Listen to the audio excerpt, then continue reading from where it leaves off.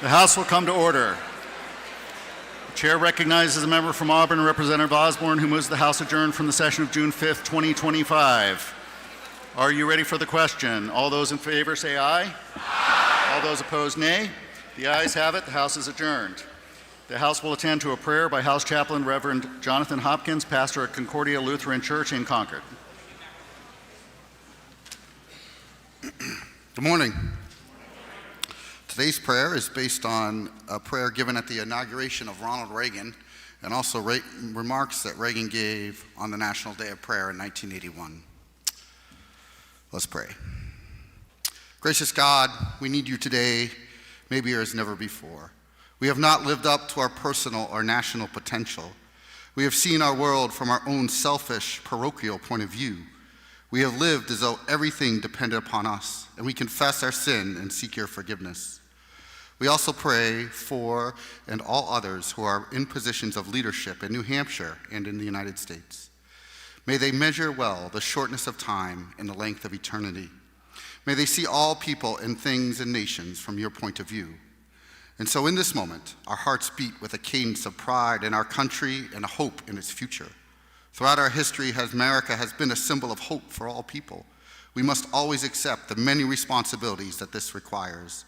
Thus, we are prepared to assist other nations in their struggle for economic progress, to help those in other lands who suffer from political repression and injustice, to deter aggression by strengthening democracy around the globe, and to work tirelessly toward a world without war. Those who have sacrificed their lives for our country serve as a reminder that our work is unfinished.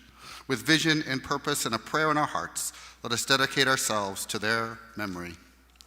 Help us to stand proudly as American citizens and face every challenge with a confidence born of your Spirit and humbly touched by your love and grace.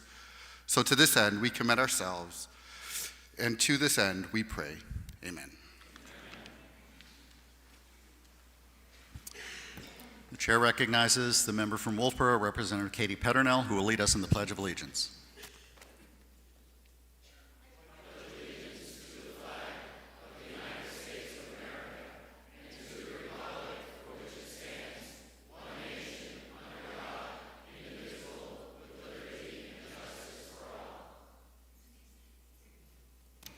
Chair recognizes Kurtis Sheffer from Brookfield, who will sing our national anthem.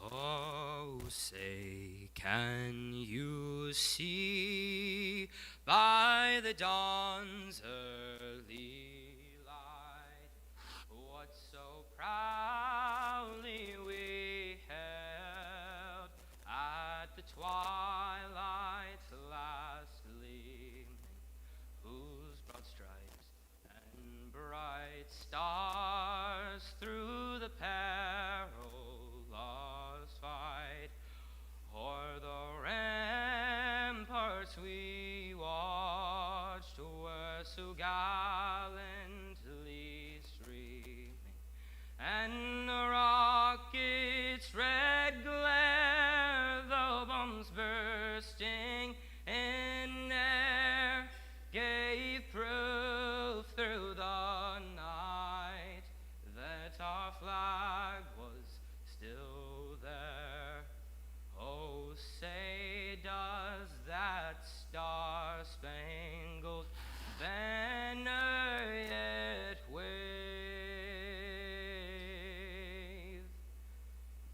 o'er the land of the free and the home of the brave?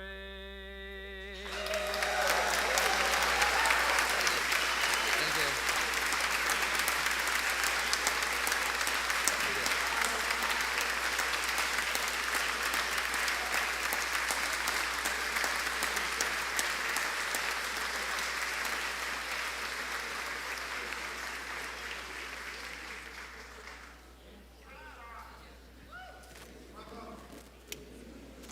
The House will attend a request for leaves of absence. Mr. Speaker, the day, illness, Representatives Belcher, Gagne, Gibbs, Schmidt, and Souter. The day, important business. Representatives Amon, Richard Brown, Crawford, Dee Poulin, Edwards, Knabb, Leishman, Mandelbaum, Tim Mannion, Minor, Muirhead, Nagel, Olet, Panic, Stephanie Payor, Prudhomme O'Brien, Rice, Richards, Jeffrey Smith, Summers, Toner, and Trottier. The day, illness in the family. Representative Miles, England. These leaves of absence shall be granted unless otherwise ordered by the House. The House will attend to the introduction of guests. Mr. Speaker, please welcome Christy Bravo, Carolyn D'Angelo, and Sandy Robinson, guests of Representatives Peternell and John McDonald. Maite Rivera, Lincoln, Max, and Henry Anderson, guests of Representative Lily Walsh. Oria Bay, a sister of Representative Bay. Kashawa Berezny, daughter of Representative Berezny. Maria, Anna, Elena, and Lucas Polozov, wife and children of Representative Polozov. And fourth grade students from Bow Elementary School, guests of Representative Morency. They are with us in the gallery today. Welcome to the New Hampshire House.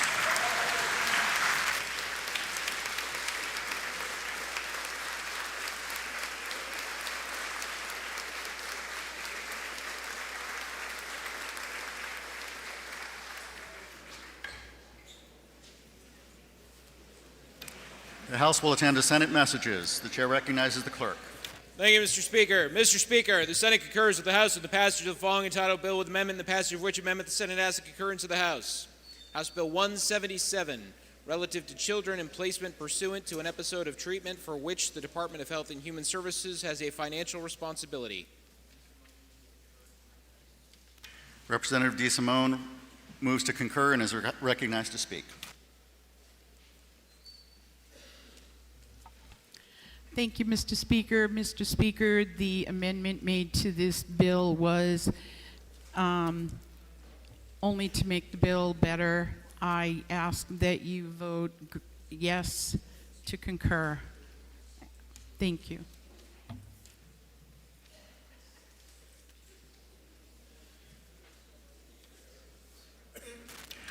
Question is on the motion of concur. Are you ready for the question? All those in favor say aye. Aye. All those opposed, nay. The ayes have it, and the motion is adopted. The House will attend to further Senate messages. The chair recognizes the clerk. Mr. Speaker, the Senate concurs with the House in the passage of the following entitled bill with amendment, the passage of which amendment the Senate asks the concurrence of the House. House Bill 316, relative to reimbursement for ground ambulance services.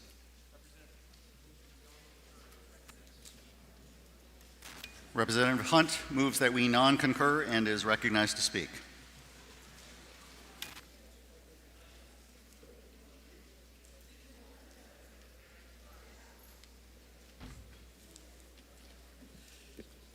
Thank you, Mr. Speaker. In my 40 years here, I've never done this before. I move to kill the bill that I sponsored.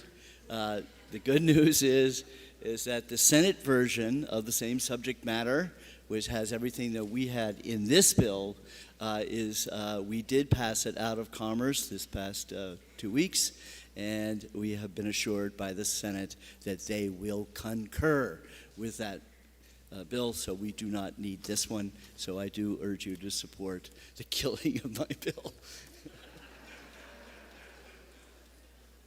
The question is on the motion of non-concur for House Bill 316. Are you ready for the question? All those in favor say aye. Aye. All those opposed, nay.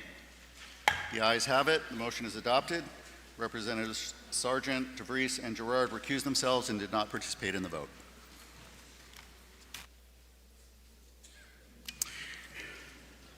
The House will attend to further Senate messages. The chair recognizes the clerk. Mr. Speaker, the Senate concurs with the House in the passage of the following entitled bill with amendment, the passage of which amendment the Senate asks the concurrence of the House. House Bill 57, relative to the standards applicable to bail in criminal matters.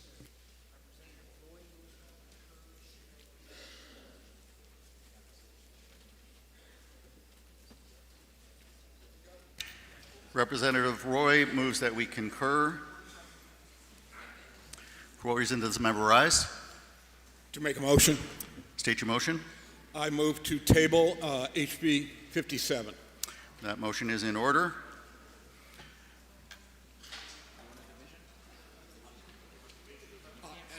excuse me, a division. Okay. A division has been requested.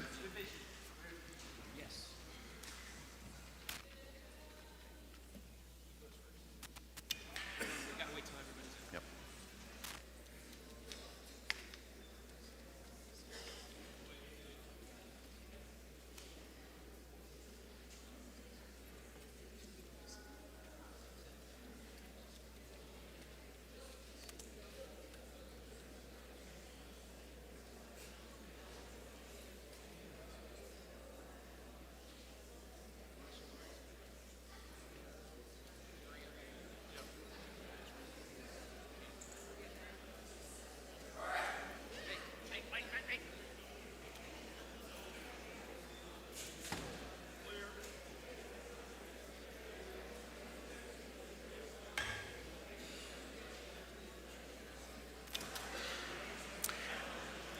The chair recognizes Representative Scher for a parliamentary inquiry.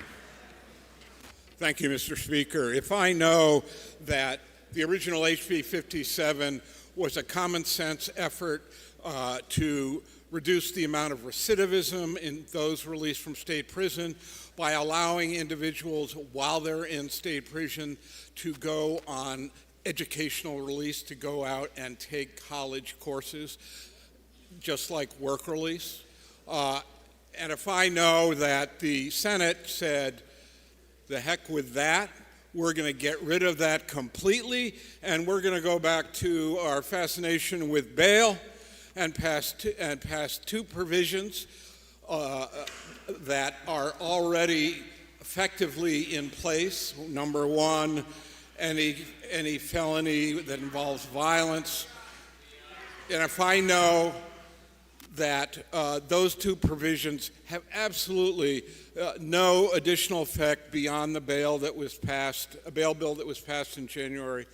Finally, if I know it's time to stop the Senate from disrespecting common sense legislation that this House passed unanimously, would I press the the green button and vote yes to table this?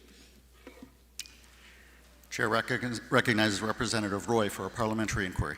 Thank you, Mr. Speaker. Mr. Speaker, if I know that I disagree with everything my friend just said, and I do believe that unlike many of the bills we received from the other body, this one actually is pretty good. And it strengthens what we already did on our bail, and I would ask you to please support the concurrence by voting red. Thank you. The question is on the motion to table House Bill 57. This is a division vote. If you're in favor, you will press the green button. If you're opposed, you press the red button. Voting stations are open for 30 seconds.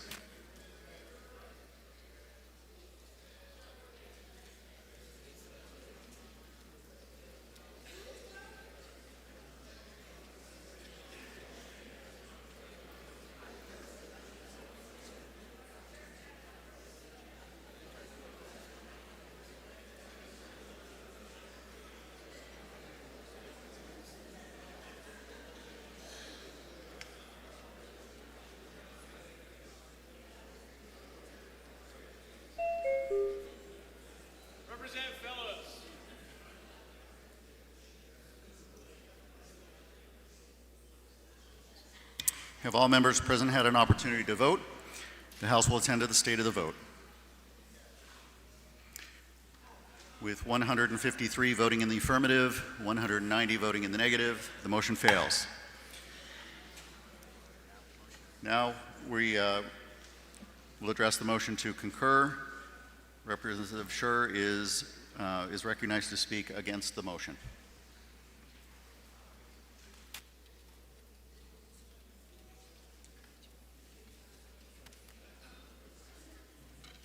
Thank you, Mr. Speaker.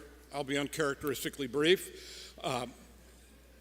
There was no public hearing on this amendment by the Senate to HB 57, so there was no opportunity for it to be made clear that judges are already doing what this bill asked them to do, number one. And number two, this body liked the idea, unanimously approved of the idea of helping to reduce the risk of recidivism by having individuals who qualify be able to take college courses, leave the prison on a daily basis to take college courses at no cost to the prison.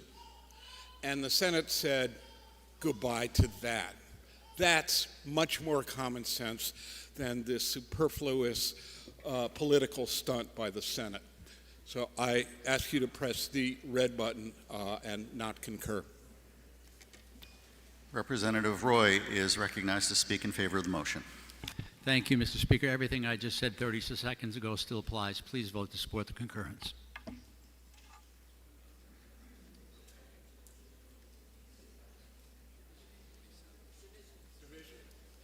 A division has been requested. Members, take your seats.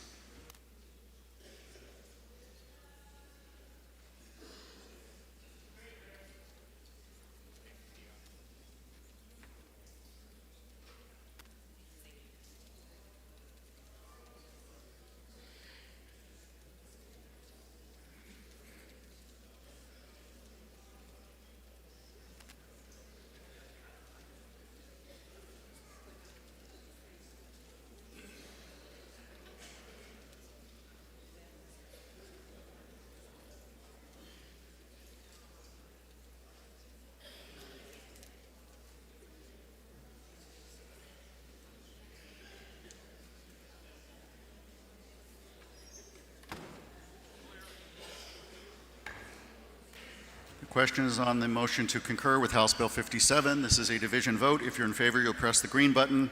If you are opposed, you will press the red button. Voting stations are open for 30 seconds.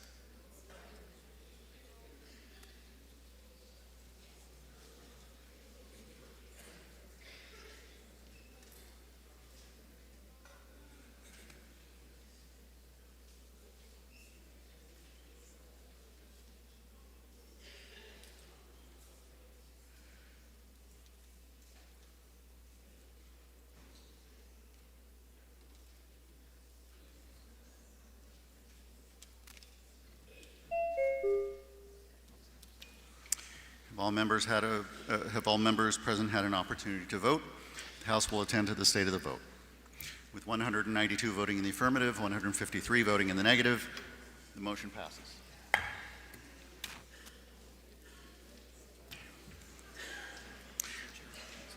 Chair recognizes the clerk.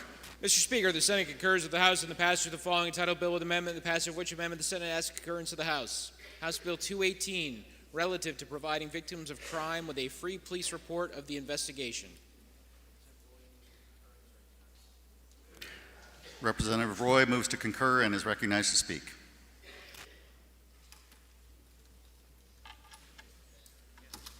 Thank you, Mr. Speaker. Like many of the bills we received back from the other body this year, they somehow feel compelled they have to put their own ingredients and stir up the soup for no reason whatsoever. However, on this one, they took what we gave them, they made it a little bit weaker, but it still gets us where we want to go as far as ensuring victims get free copies of police reports in a timely fashion when they need them. I would ask you to support the concurrence. Thank you.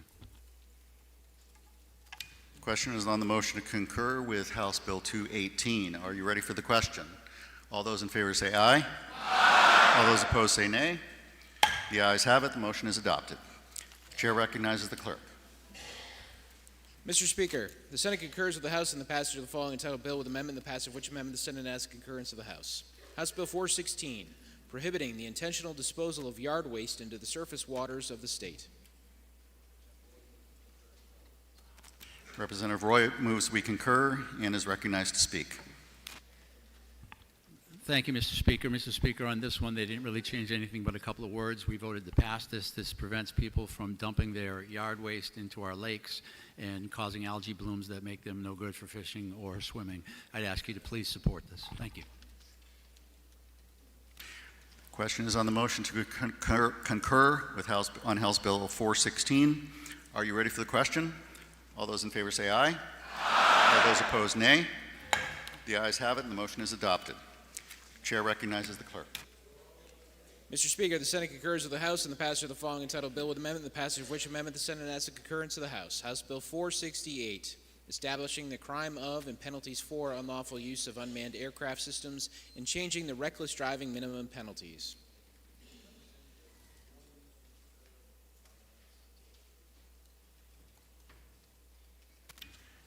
Representative Roy moves to concur.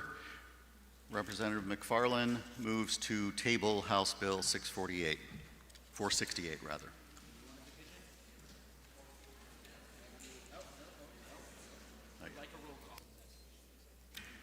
Representative McFarland requests a roll call vote. Is that sufficiently seconded? It is not sufficiently seconded. A division vote has been requested. Members, take your seats.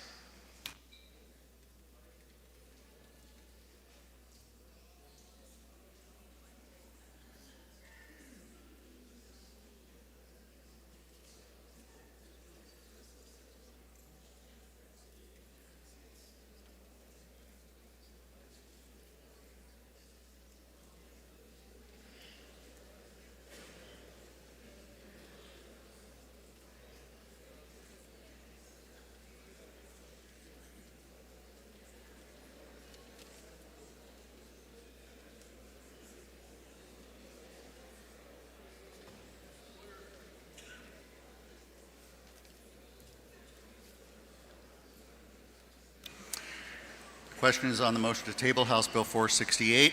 This is a division vote. The chair recognizes Representative McFarland for a parliamentary inquiry. Thank you, Mr. Speaker. If I know that this bill references federal statutes in numerous places, yielding direct control of our laws to Congress, and if I am not a wizard and I have no way of knowing what Congress might change in the future, and if I know that we should not create simple possessionary offenses in our laws unless it is truly a criminal activity, and finally, Mr. Speaker, if I know that both the New Hampshire Firearms Coalition and gun owners of New Hampshire oppose this bill, would I now vote to table this bill by pressing the green button? Chair recognizes Representative Roy for a parliamentary inquiry. Mr. Speaker, thank you. Mr. Speaker, if I know that the New Hampshire State Police has caught foreign nationals flying drones over our water supplies, over our New Boston Space Force Base, and several other places, including Seabrook, and they have no legal authority to do anything about it unless we pass this bill. And if I further know that the Second Amendment argument is because someone wants to install guns on drones so they can fly them around, and if I know that that is already federally illegal by the FAA, so there would be an argument to stop something that's already illegal. And if I really care more about stopping the untold numbers of foreign nationals that entered our country and are using that opportunity to foreign nationals who came here with the intent to do harm, not just all foreign nationals, have been caught actually flying drones over our water supplies, would I vote to to oppose this tabling motion? Thank you. Question is on the motion to table House Bill 468. This is a division vote. If you're in favor, you will press the green button. If you are opposed, you will press the red button. Voting stations are open for 30 seconds.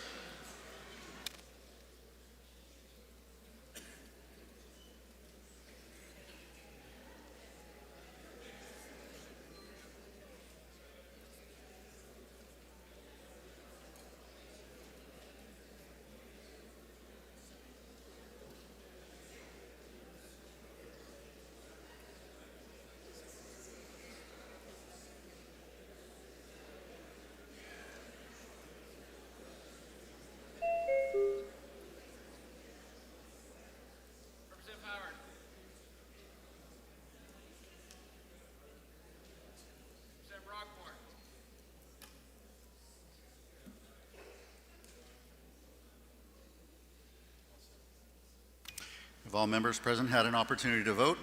The House will attend to the state of the vote. With 66 voting in the affirmative, 279 voting in the negative, the motion fails. We are now on to the underlying motion of concur on House Bill 468. Representative Drew is recognized to speak against the motion.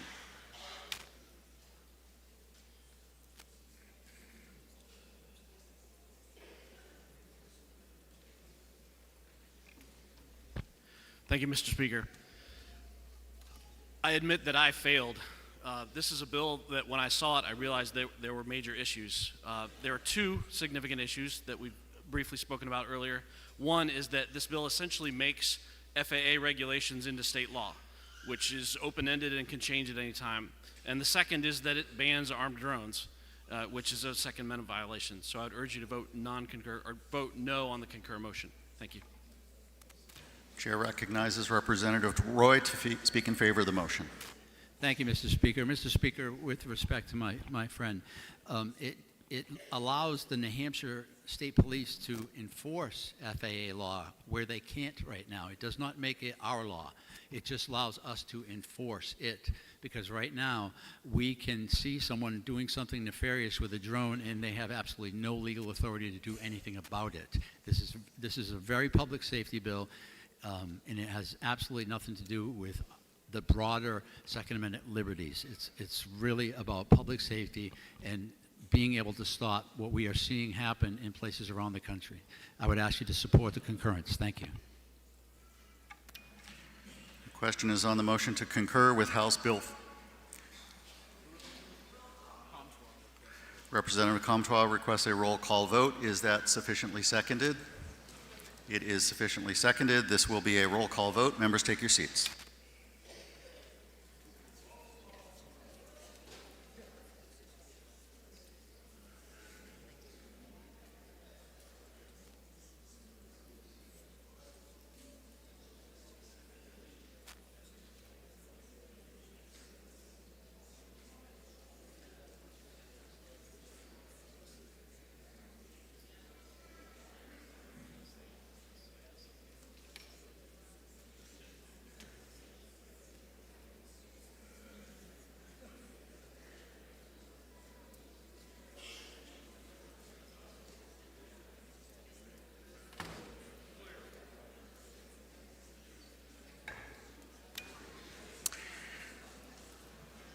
The question is on the motion of concur on House Bill 468. This is a roll call vote. If you are in favor, you will press the green button. If you're opposed, you will press the red button. Voting stations are open for 30 seconds.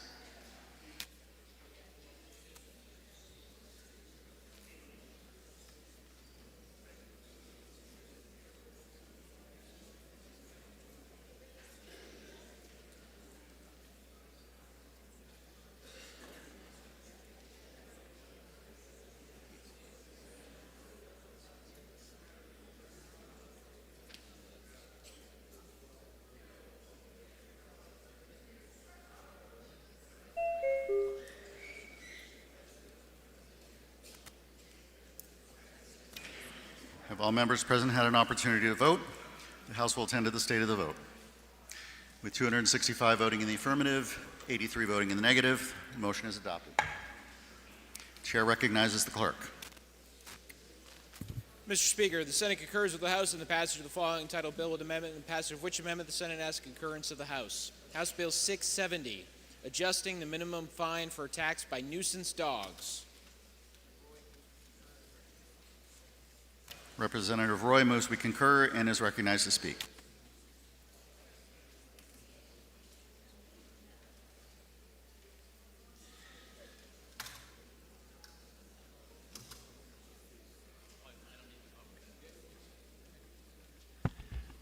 Thank you, Mr. Speaker. Mr. Speaker, we passed this once already. It as a fine for having a dog that is a nuisance and gets out repeatedly and is dangerous. They actually lowered the fine a little bit, which I think most of us are probably okay with. So I would ask you to concur. Thank you. Question is on the motion to concur for House Bill 670. Are you ready for the question? All those in favor say aye. Aye. All those opposed, nay. The ayes have it. The motion is adopted. Chair recognizes the clerk. Mr. Speaker, the Senate concurs with the House in the passage of the following entitled Bill with Amendment, the passage of which amendment the Senate asks concurrence of the House. House Bill 778, authorizing the Director of the Police Standards and Training Council to detail law enforcement training specialists employed by the Council for Law Enforcement and Crowd Control Services and relative to retirement benefits. Representative Roy moves that we concur and is recognized to speak. Thank you, Mr. Speaker. If you recall, we passed the bill to allow the police officers who are sacrificing their time and ability to earn money at the State Police Academy to train our new officers the ability to work details and earn outside pay like their counterparts who do not work there. The addition by the Senate makes a change to the retirement disability wording. It takes out the word mental health as allowing them to get retirement disability for mental health. They took it out because it's redundant, because if you recall recently we passed a bill to make it PTSD specific in its own language and wording instead of just broad mental health. So they can retire for PTSD mental health, but not just broadly mental health. So they removed that from there because we already put it more specifically elsewhere in statute. I would ask you to please concur. Thank you. Question is on the motion of concur for House Bill 778. Are you ready for the question? All those in favor say aye. Aye. All those opposed, nay. The ayes have it. The motion is adopted. The chair recognizes the clerk. Mr. Speaker, the Senate concurs with the House in the passage of the following entitled bill with amendment, the passage of which amendment the Senate asks concurrence of the House. House Bill 771, relative to funding for open enrollment schools.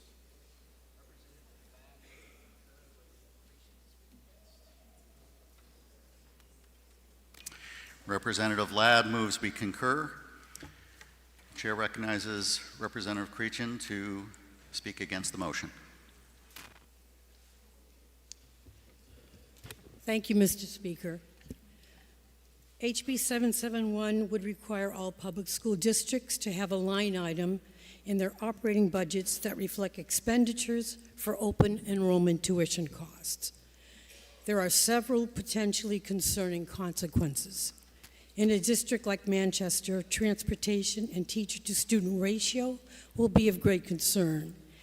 Added to that, there's transiency within the district because of the rising cost of rents. This causes a lack of social cohesion and stability for a child or families with more than one child. The greater impact and concern is that HB 771 allows students to be enrolled in schools outside their district of residence, with the sending district paying the receiving district 80% of the sending district's average cost per pupil. Open enrollment could unintentionally perpetuate the existing inequities between school districts and family capabilities. Families with greater resources, transportation, time, and knowledge of the system will be better equipped to take advantage of open enrollment choices, while vulnerable students may be left behind in under-resourced districts. Those already under-resourced districts now required to pay tuition to the receiving district will be greatly challenged to meet the needs of children who remain in their residential district. As funding follows the students, there is likely to be a very destabilizing effect on local budgets that forces program cuts. Many questions arise. How do we provide financial protections to small or rural districts that lose students? What will prevent a race to the bottom in communities already struggling to provide basic services? Further, what happens to the many existing school choice communities that have tuition contracts with other districts for grades not served in their local school? Will those contracts take priority over open enrollment? Or will there be a scramble for students' seats in higher performing schools? Who decides which students will be enrolled and on what basis? HB 771 does not address transportation, yet access to another school is meaningless without a way to get them there. How do we ensure that all families, not just those with the capacity to drive their students, can participate? How will the state evaluate the benefits and challenges of open enrollment?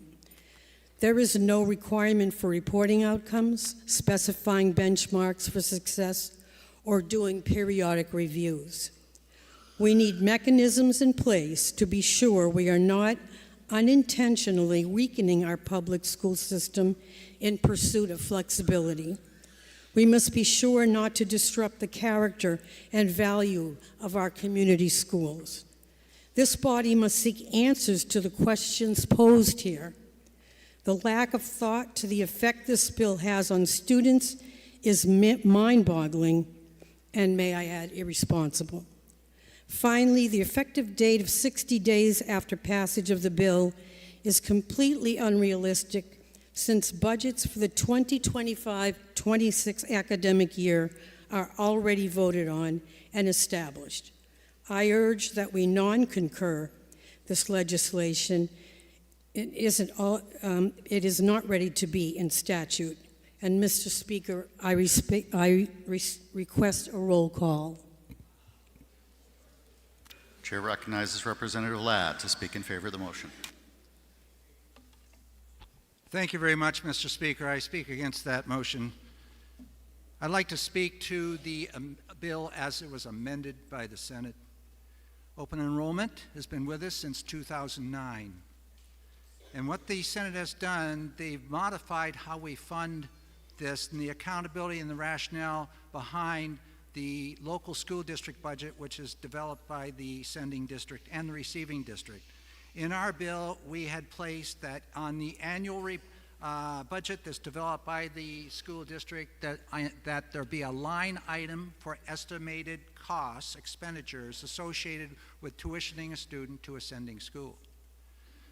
The Senate, thank you to the Senate, recognized we missed one valuable point, that we also include a line item on offsetting revenue estimates from the sending district that the receiving school is responsible for. And lastly, the Senate clarified that the district that's responsible for paying the open enrollment tuition is the sending school. Thank you. Representative Luno has requested a roll call vote. Is that sufficiently seconded? That is sufficiently seconded. This will be a roll call vote. Members, take your seats.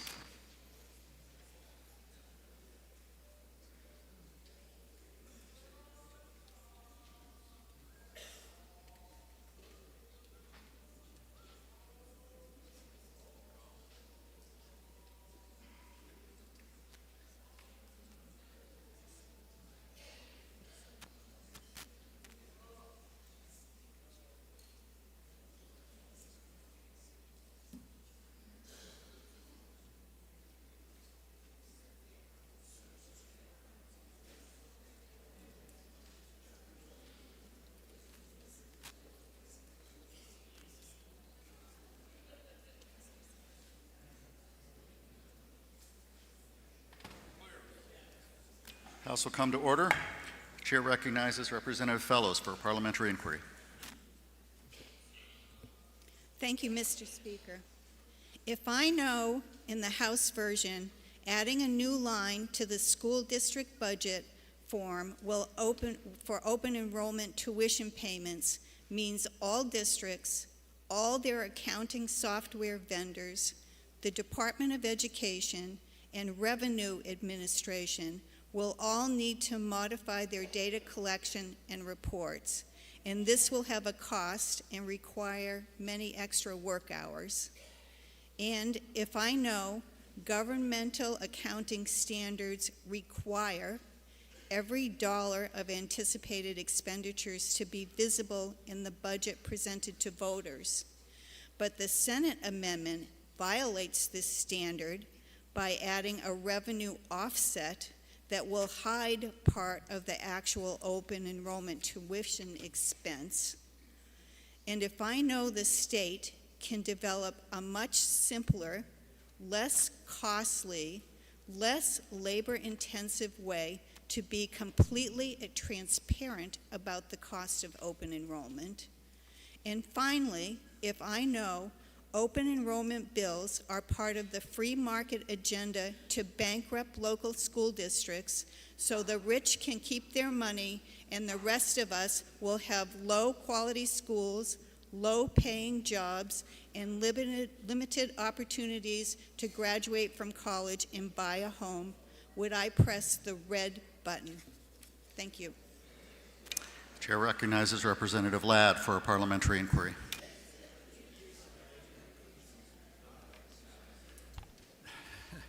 Thank you very much, Mr. Speaker. If I know the open enrollment program has been a part of New Hampshire education since 2009, and if I believe this program makes efficient use of education resources by providing students the opportunity to enroll in a neighboring school's course or program of studies that may not be offered in the student's resident district, and if I know open enrollment keeps public dollars in public schools, and lastly, if I know education data demonstrates that open enrollment is a win-win for students and school districts that leads to competition and improvement for education statewide. Would you then press the green button? Thank you. Question is on the motion to concur on House Bill 771. This is a roll call vote. If you're in favor, you press the green button. If you're opposed, you press the red button. Voting stations are open for 30 seconds.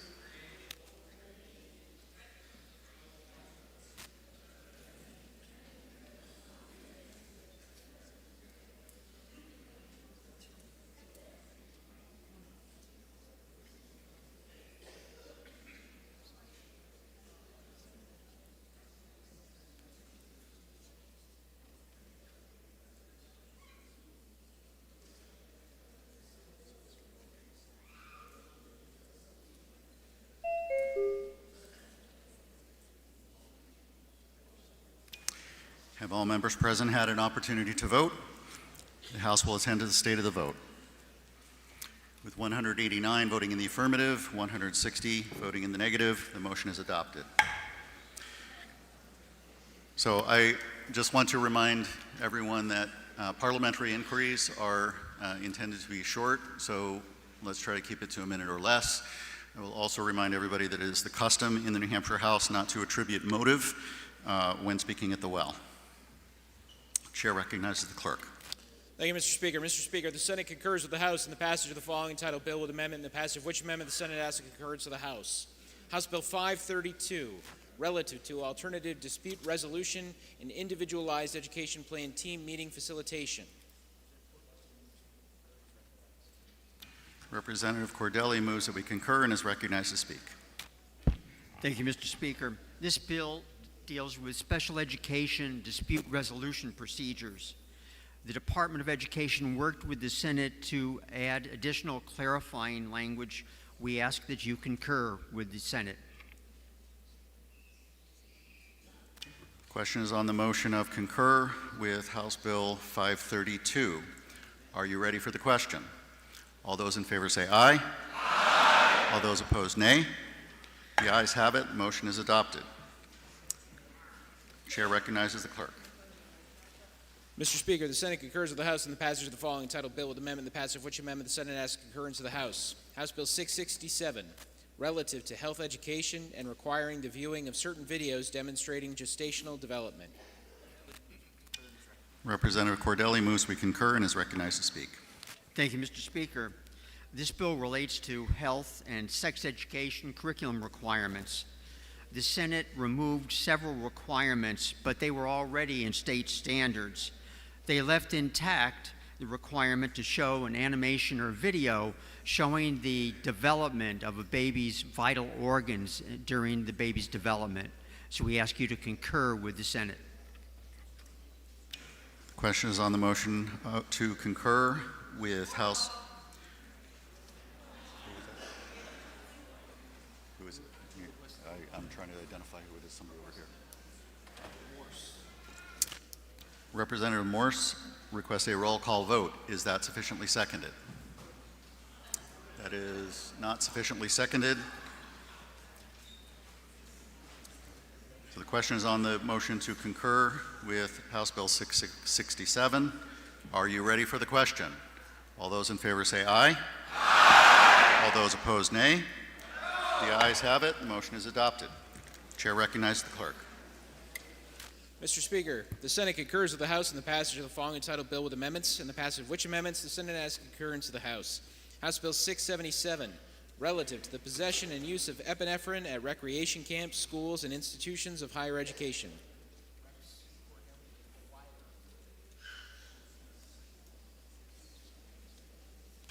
Representatives Cordelli and Weiler move that we concur. Representative Cordelli is recognized to speak. Thank you, Mr. Speaker. This bill requires that schools keep a supply available of EpiPens or epinephrine injectors. The Senate added the requirement to provide the same requirement for recreational camps and colleges. The prime sponsor and co-sponsors all agreed that this was an improvement. We ask you to concur. Question is on the motion to concur with House Bill 677. Are you ready for the question? All those in favor say aye. Aye. All those opposed, nay. The ayes have it. Motion is adopted. Chair recognizes the clerk. Mr. Speaker, the Senate concurs with the House in the passage of the following entitled bill with amendment, the passage of which amendment the Senate asks the concurrence of the House. House Bill 752, relative to procedures for the closing of a charter school. Representative Cordelli moves we concur and is recognized to speak. Thank you, Mr. Speaker. This bill deals with procedures related to the closing of charter schools. It provides that the Department of Education can put a charter school on probation if they, under certain circumstances, if they see that there are problems developing. And it also requires the Department of Education to maintain the student records for a closed charter school. The Senate, in working with the Department of Education, added a provision to allow for a fee schedule to be developed for maintenance of the transcripts and provision of the transcripts to students. We ask you to concur with the Senate. The question is on the motion to concur on House Bill 752. Are you ready for the question? All those in favor say aye. Aye. All those opposed, nay. The ayes have it. The motion is adopted. The chair recognizes the clerk. Mr. Speaker, the Senate concurs with the House in the passage of the following entitled bill with amendment, and the passage of which amendment the Senate asks concurrence of the House. House Bill 763, relative to school emergency plans for sports-related injuries. Representative Cordelli moves we concur and is recognized to speak. Thank you, Mr. Speaker. This bill deals with school emergency plans and the provision of AED units at athletic fields. These would be in accordance with guidelines from the American Heart Association. In the House bill, there was an $80,000 appropriation each year of the budget. The Senate eliminated that appropriation and established a dedicated fund for gifts and donations to be used for the procurement of AEDs. We ask you to support the concur motion. The question is on the motion to concur on House Bill 763. Are you ready for the question? All those in favor say aye. Aye. All those opposed, nay. The ayes have it. The motion is adopted. The chair recognizes the clerk. Thank you, Mr. Speaker. Mr. Speaker, the Senate concurs with the House in the passage of the following entitled bill with amendment, and the passage of which amendment the Senate asks the concurrence of the House. House Bill 768, allowing public schools to contract with any approved non-public school.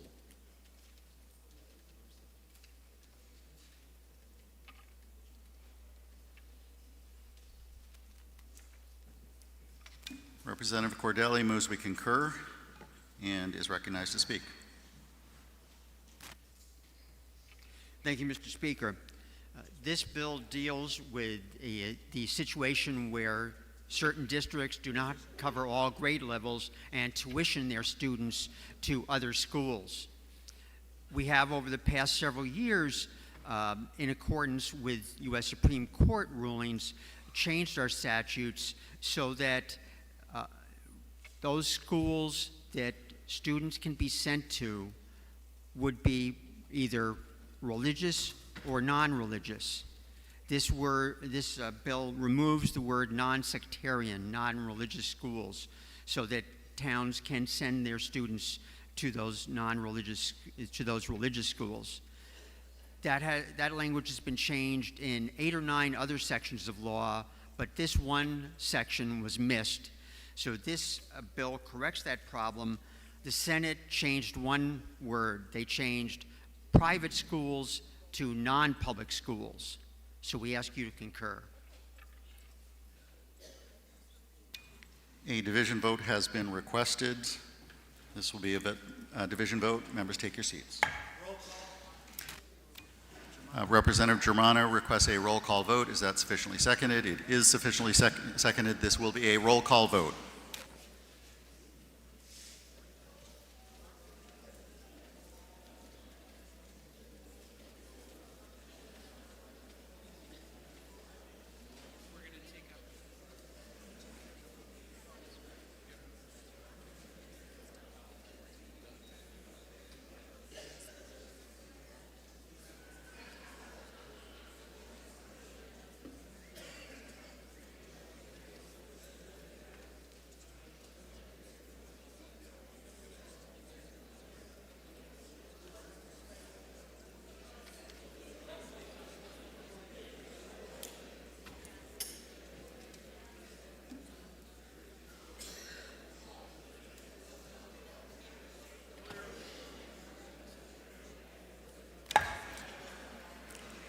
House will come to order. Chair recognizes Representative Cornell for a parliamentary inquiry. Thank you, Mr. Speaker. Mr. Speaker, if I know that the minor change from non-sectarian private to non-public opens the door further to allowing public taxpayer money to go directly to religious schools before offering a public school option to districts where there is no in-district public option.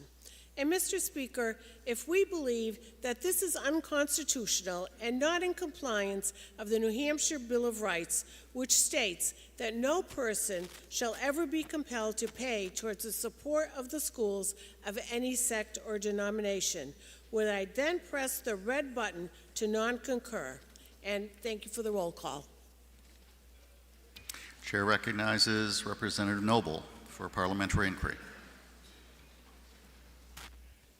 Thank you, Mr. Speaker. If I know that 4 years ago the word non-sectarian was removed from statute, allowing districts to contract with non-public schools, if I know that this bill just cleans up a cross-reference to that statute by removing the word non-sectarian and also changes the word private to non-public, and if I know that the Supreme Court has ruled that once you allow a student choice, religious schools cannot be excluded because it's discriminatory and would violate the free exercise clause in the First Amendment, then would I now press the green button to concur? Thank you. The question is on the motion to concur on House Bill 768. This is a roll call vote. If you're in favor, you'll press the green button. If you're opposed, you'll press the red button. Voting stations are open for 30 seconds.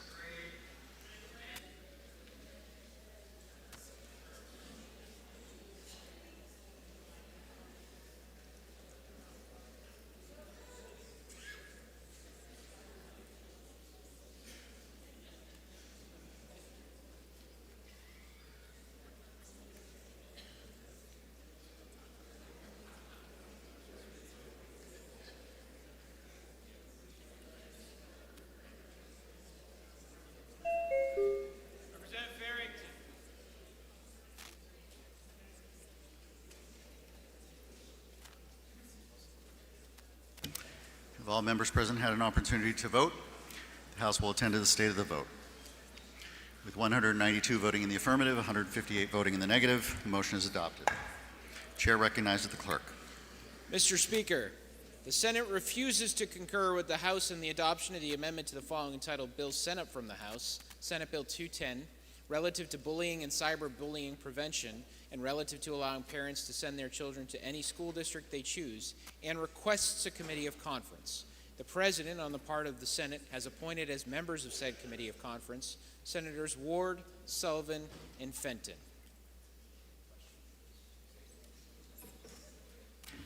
The question. Representative Cordelli moves that we accede to the Senate request. The question is on the motion to accede to the Senate request on Senate Bill 210. Are you ready for the question? All those in favor say aye. Aye. All those opposed, nay. The ayes have it. The motion is adopted. The chair appoints Representatives Cordelli, Noble, Dry, and Freeman.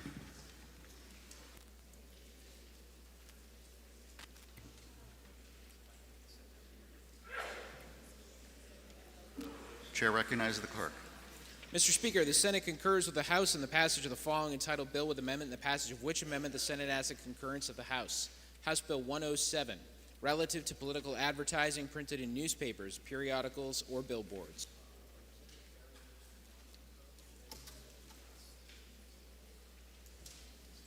Representative Berry moves that we non-concur.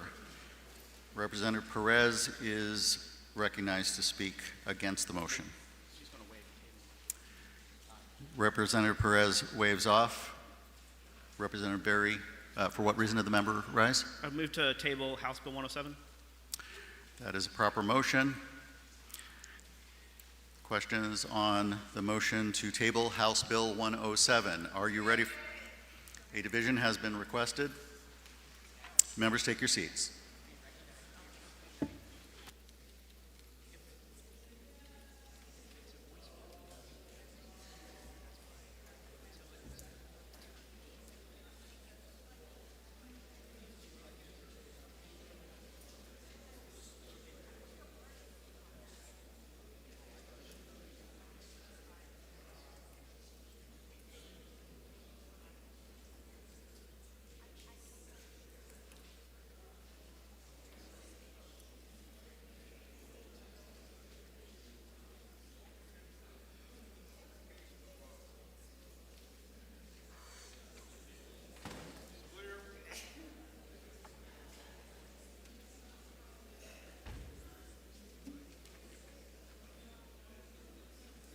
House will come to order. The chair recognizes Representative Perez for a parliamentary inquiry.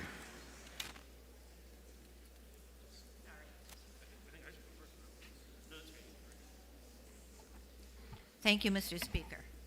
If I know that we passed a bill eliminating the need to have political advertisement put above a political advertisement in 2004 and again this year, and if I know the present bill, if unchanged, allows for a possible one-year jail penalty and up to $2,000 fine for forgetting to do this unreasonable act, and if I know that the reduction in penalty to $50 for the first time and $1,000 for the subsequent is reasonable, and finally, if I know that this was an agreement that we came to with the other side and that they passed it in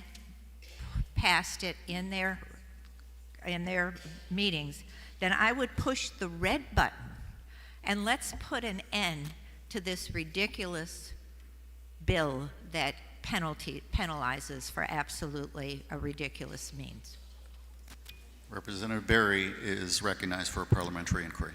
Thank you, Mr. Speaker. Mr. Speaker, if I actually agree with most of what the representative from Londonderry just said, but that this bill is not well written and does not fit well in RSA 664, which is the most complicated part of election law, would I now press the green button so that we can work collaboratively next term and actually fix the problem which this bill was originally trying to address? The question is on the motion to table House Bill 107. This is a division vote. If you're in favor, you press the green button. If you're opposed, you press the red button. Voting stations are open for 30 seconds.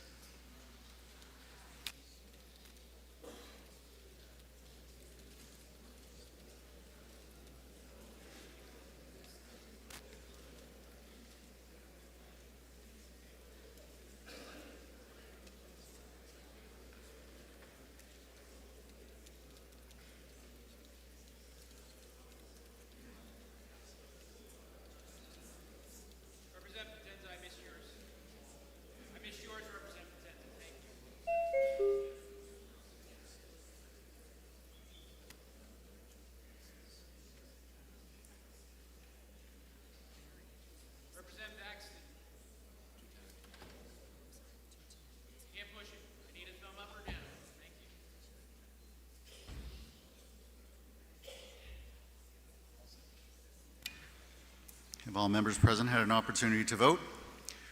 The House will attend to the state of the vote. With 296 voting in the affirmative, 53 voting in the negative, House Bill 107 is laid on the table. Chair recognizes the clerk. Thank you, Mr. Speaker. Mr. Speaker, the Senate concurs with the House in the passage of the following entitled bill with amendment, the passage of which amendment the Senate asks the concurrence of the House. House Bill 151, relative to the term for supervisors of the checklist. Representative Berry moves we concur and is recognized to speak. Thank you, Mr. Speaker. For those wondering, my wife is still in labor, so I may have to run out again. But 151 it takes the relative to the term of supervisor of the checklist from 6 years to 3 years, and the Senate went in and put in they basically made it to where it is enabling legislation. So I hate to admit it, but I think the people over there actually got this one right, and that's tough for me to admit. But I would encourage the body to concur.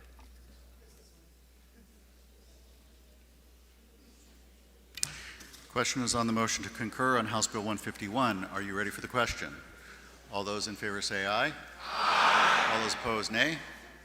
The ayes have it. The motion is adopted. Chair recognizes the clerk. Mr. Speaker, the Senate concurs with the House in the passage of the following entitled bill with amendment, the passage of which amendment the Senate asks concurrence of the House. House Bill 270, requiring the preservation of electronic ballot counting device external storage devices. Representative Berry moves we concur and is recognized to speak. Classic move by the other body. The bill is basically the exact same thing that we passed, but they put their fingerprints on it, so I ask the body to concur. Question is on the motion to concur on House Bill 270. Are you ready for the question? All those in favor say aye. Aye. All those opposed, nay. The ayes have it. The motion is adopted. The chair recognizes the clerk. Thank you, Mr. Speaker. Mr. Speaker, the Senate concurs with the House in the passage of the following entitled bill with amendment, the passage of which amendment the Senate asks the concurrence of the House. House Bill 626, directing the Secretary of State to implement a vulnerability disclosure program for certain election systems. Representative Berry moves we concur and is recognized to speak. Okay, so with this one, the House tacked on an amendment to the original bill. The Senate took off the amendment that we tacked on. I thought it was better with the amendment, but after speaking with the sponsor, who knows way more about this than I ever will, the sponsor was cool with it, so we're cool with it, so I asked the body to concur. Question is on the motion of concur on House Bill 626. Are you ready for the question? All those in favor say aye. Aye. All those opposed, nay. The ayes have it. The motion is adopted. Chair recognizes the clerk.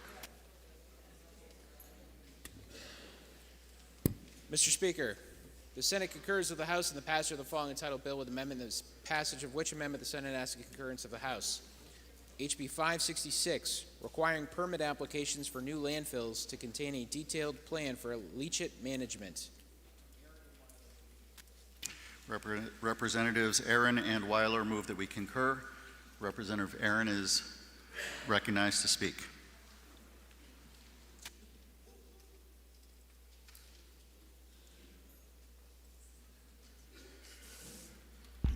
Thank you, Mr. Speaker. The other body changed the wording in this bill to make it more closely reflect language that is currently in rules. They didn't change what was required in the plan or what was required to be reported to DES about the contracts between landfill operators and leachate processing facilities. So technically they didn't really mess it up, and so please vote to concur. Thank you, Mr. Speaker. Question is on the motion to concur on House Bill 566. Are you ready for the question? All those in favor say aye. Aye. All those opposed, nay. The ayes have it. The motion is adopted. Chair recognizes the clerk. Mr. Speaker, the Senate concurs with the House in the passage of the following entitled bill with amendment, the passage of which amendment the Senate asks concurrence of House. HB 658, raising the cap on certain reimbursements from the Oil Discharge and Disposal Cleanup Fund. Representatives Aaron and Janigian move that we concur. Representative Aaron is recognized to speak. Thank you again, Mr. Speaker. This bill raises the caps on reimbursement from the Oil Discharge and Disposal Cleanup Fund for owners of on-premise use fuel oil tanks who demonstrate financial needs. This bill also reauthorizes the collection of oil import fees that are deposited into the Oil Discharge and Disposal Cleanup Fund. The other body's amendment changes an effective date to give more time for implementation of these changes. So I ask you to please vote to concur. Thank you. Question is on the motion to concur on House Bill 658. Are you ready for the question? All those in favor say aye. Aye. All those opposed, nay. The ayes have it. The motion is adopted. Chair recognizes the clerk. Mr. Speaker, the Senate concurs with the House in the passage of the following entitled Bill with Amendment, the passage of which amendment the Senate asks concurrence of the House. HB 82, relative to the regulation of various occupations. Representative Carol McGuire moves we concur and is recognized to speak. Thank you. House Bill 82 is a lot of statutory cleanup regarding the relationship of the professional regulatory boards to the Office of Professional Licensure and Certification. The Senate amendment merely explicitly gives the Electricians Board the power to set up subdivisions to work on things that are within their scope. The House doesn't think we need this because, it's within the scope of the board. That should be their authority to set up subdivisions, and we believe that every board should be able to do this. However, some lawyers got involved, and the Senate was convinced that they needed to have explicit authority. So this bill gives it to them. We don't disagree with the principle. We hope you will vote to concur. The question is on the motion to concur on House Bill 82. Are you ready for the question? All those in favor say aye. Aye. All those opposed, nay. The ayes have it. The motion is adopted. The chair recognizes the clerk. Mr. Speaker, the Senate concurs with the House in the passage of the following entitled Bill with Amendment, the passage of which amendment the Senate asks the concurrence of the House. House Bill 85, relative to temporary licensure for student respiratory therapists. Representative Carol McGuire moves we concur and is recognized to speak. Thank you, Mr. Speaker. This is a bill to allow student therapists after their first year to work in their profession while they're still going to school. The Senate amendment changed some of the supervisory requirements that we had assumed could be done in rules, but they wanted them in statute. It's reasonable. It still allows the therapists to work, and we hope you will agree. Question is on the motion to concur on House Bill 85. Are you ready for the question? All those in favor say aye. Aye. All those opposed, nay. The ayes have it. The motion is adopted. The chair recognizes the clerk. Mr. Speaker, the Senate concurs with the House in the passage of the following entitled Bill with Amendment, the passage of which amendment the Senate asks the concurrence of the House. House Bill 156, relative to the duties of the Advisory Committee on State Procurement. Representative McGuire moves we non-concur and is recognized to speak. Thank you, Mr. Speaker. When this bill came to us, it was to set up a study committee on state procurement of food, for local food. We thought that was reasonable because the Agriculture Committee didn't have the knowledge and experience to study it themselves, but we also found an advisory committee on state procurement that hasn't met in at least 3 years. So we said, we put this committee as the agriculture purchasing as the scope of the advisory committee and then put in a sunset. In their wisdom, the Senate decided they needed that committee just in case something happened, and so they removed the sunset, created the study committee as a permanent subcommittee of the inactive advisory committee and passed it back to us. We don't approve of either of those changes, so we hope you'll non-concur and we'll deal with the study we want later. Thank you. Question is on the motion of non-concur on House Bill 156. Are you ready for the question? All those in favor say aye. Aye. All those opposed, nay. The ayes have it. The motion is adopted. The chair recognizes the clerk. Mr. Speaker, the Senate concurs with the House in the passage of the following entitled Bill with Amendment and passage of which amendment the Senate asks the concurrence of the House. House Bill 655, relative to fish and game violations, permits, and licenses. Representative Spillane moves we concur and is recognized to speak. Thank you, Mr. Speaker. The amendment that was made by the other body was done so at the request of the House Committee and the Department to deal with an imminent situation affecting our commercial fishermen in New Hampshire, to create parity with the commercial fishermen of Maine so that those can be addressed in fish and game rules, and I ask that you concur. The question is on the motion to concur on House Bill 655. Are you ready for the question? All those in favor say aye. All those opposed, nay. The ayes have it. The motion is adopted. The chair recognizes the clerk. Mr. Speaker, the Senate concurs with the House in the passage of the following entitled bill with amendment, the passage of which amendment the Senate asks the concurrence of the House. House Bill 117, relative to the substitution of biological products. Representative Wayne McDonald moves we concur and is recognized to speak. Thank you, Mr. Speaker. Mr. Speaker, the other body made some very minor changes to this bill. They added a definition to biosimilar or biosimilarity, and they also tweaked the definition of interchangeable biological product. I've discussed this with the prime sponsor and a number of others, and it's totally acceptable, and we ask that you concur. The question is on the motion to concur on House Bill 117. Are you ready for the question? All those in favor say aye. Aye. All those opposed, nay. The ayes have it. The motion is adopted. The chair recognizes the clerk. Mr. Speaker, the Senate concurs with the House in the passage of the following entitled bill with amendment, the passage of which amendment the Senate asks the concurrence of the House. House Bill 358, relative to exemption from immunization requirements on the basis of a religious belief. Representative Wayne McDonald moves we concur and is recognized to speak. Thank you, Mr. Speaker. The bill basically provided that a parent or legal guardian may claim an exemption from childhood immunization requirements on the basis of religious belief by providing a signed statement to that effect. The bill removed the statutory reference to a form used for such a purpose. The only thing the other body did was change the wording from statement to written statement, and we ask that you concur. Representative Weber requests a roll call vote. Is that sufficiently seconded? That is sufficiently seconded. This will be a roll call vote. Members, take your seats.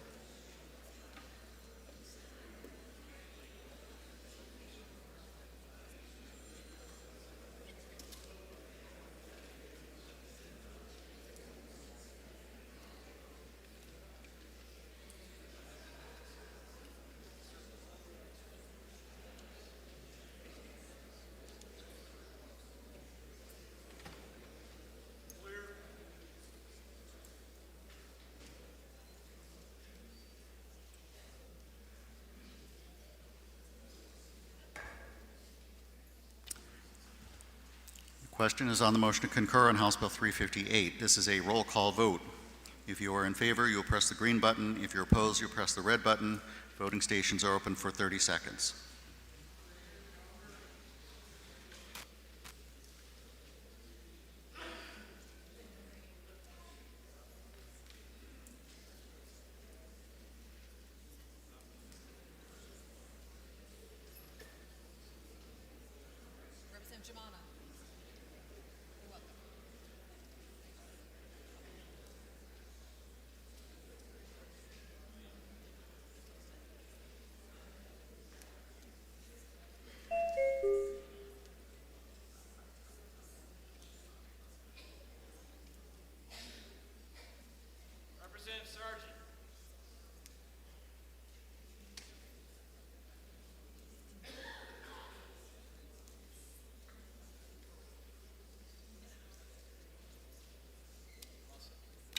Have all members present had an opportunity to vote?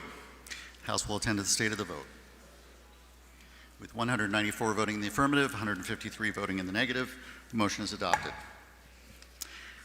Before we proceed, I just want to remind all members to silence your cell phones and other mobile devices, and certainly do not answer them on the House floor during session. Passage of the following entitled bill with amendment, the passage of which amendment the Senate asks the concurrence of the House. House Bill 634, relative to the New Hampshire Council on Autism Spectrum Disorders.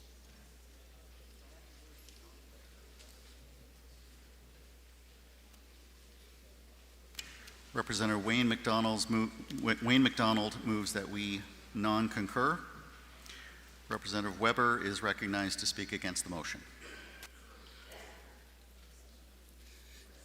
Thank you, Mr. Speaker. This bill made minor changes to the Autism Spectrum Disorder Council. The council was in disarray for a certain amount of time, but towards the end of last term, it began to be more active again, and we were brought a bill that made some minor changes to the composition of the council and its working that would make it truly effective.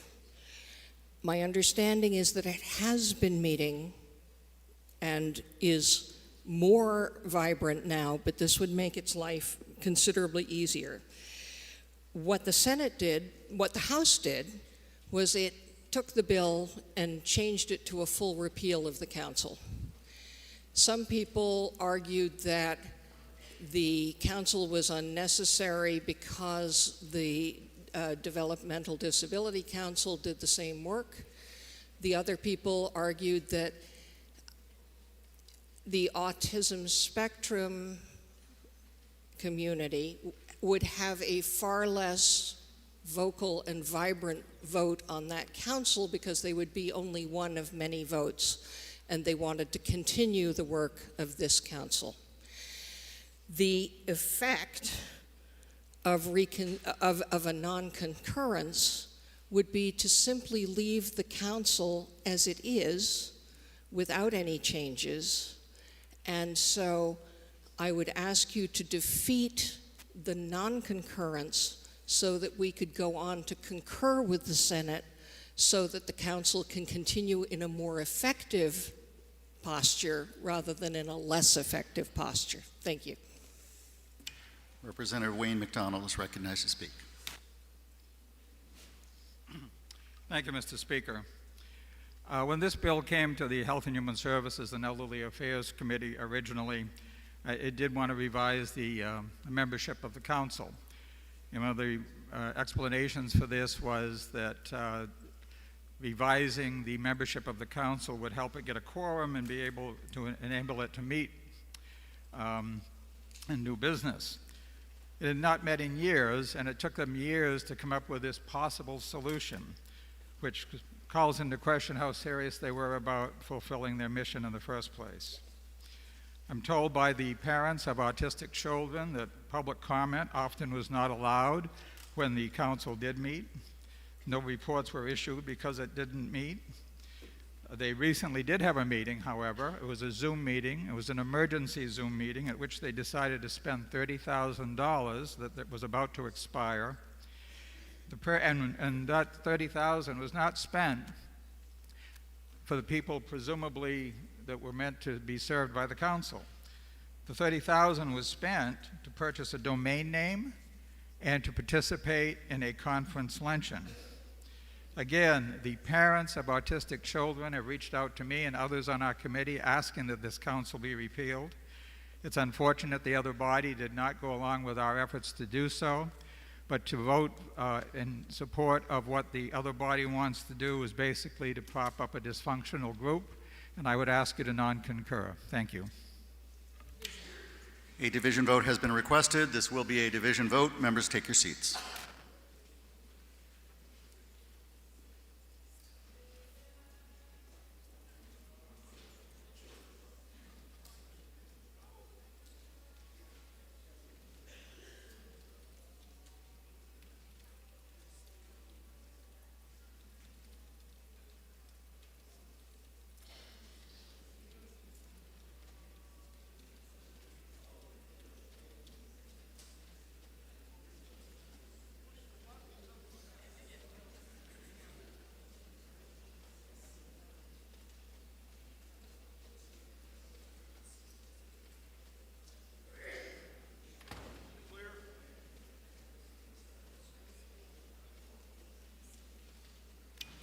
House will come to order.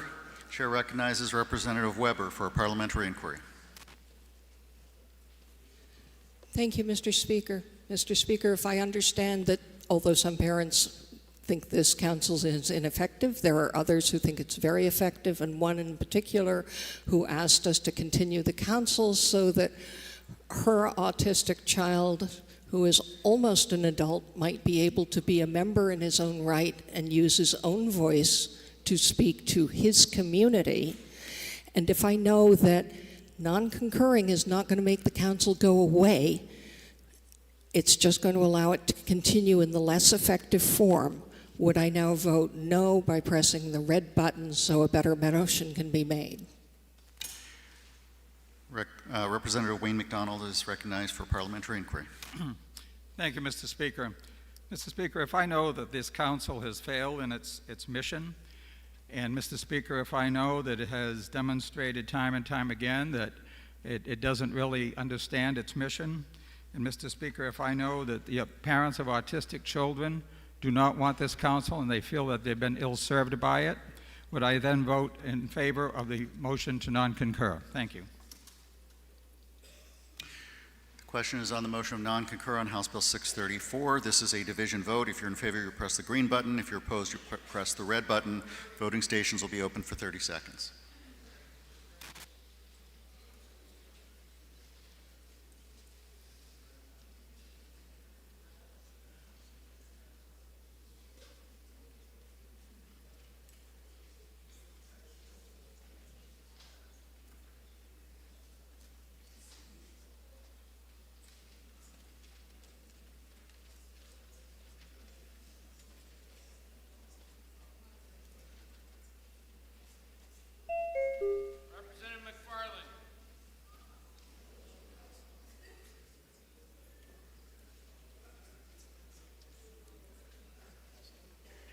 If all members present had an opportunity to vote, the House will attend to the state of the vote. With 193 voting in the affirmative, 155 voting in the negative, the motion is adopted. Chair recognizes the clerk.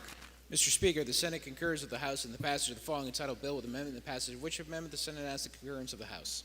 House Bill 296, relative to issuing building permits along private roads. Representative Alexander moves we concur and is recognized to speak. Thank you, Mr. Speaker. This bill came from the House as enabling legislation. The Senate made a minor change that added a bill that was in municipal and county government, SB 78. They added onto this bill. I've spoken to the chair and ranking member of municipal and county government, and they have no heartburn over this amendment, so I move that you concur. Thank you.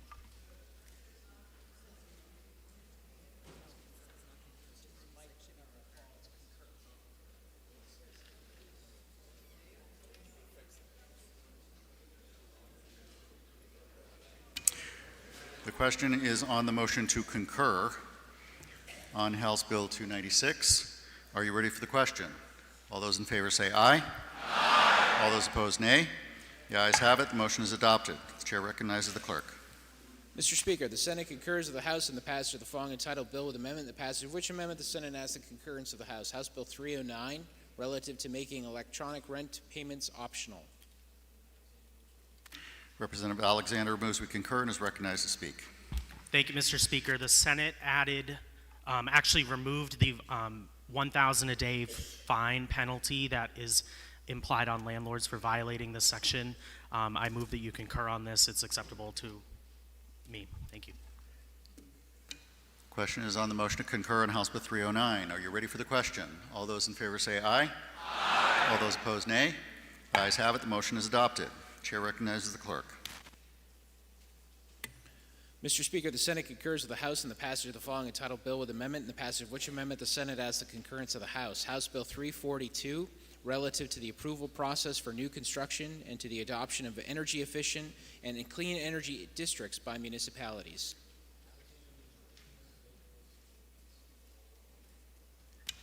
Representative Alexander moves we concur. Representative Bill Boyd is recognized to speak against the motion. Thank you, Mr. Speaker. And Mr. Speaker, I rise in opposition to the concur motion. House Bill 342 would allow property owners to build on their property without a variance, so long as the building's density conformed to the neighborhood. Such a proposition would change a community's ability to govern and manage growth in their neighborhoods.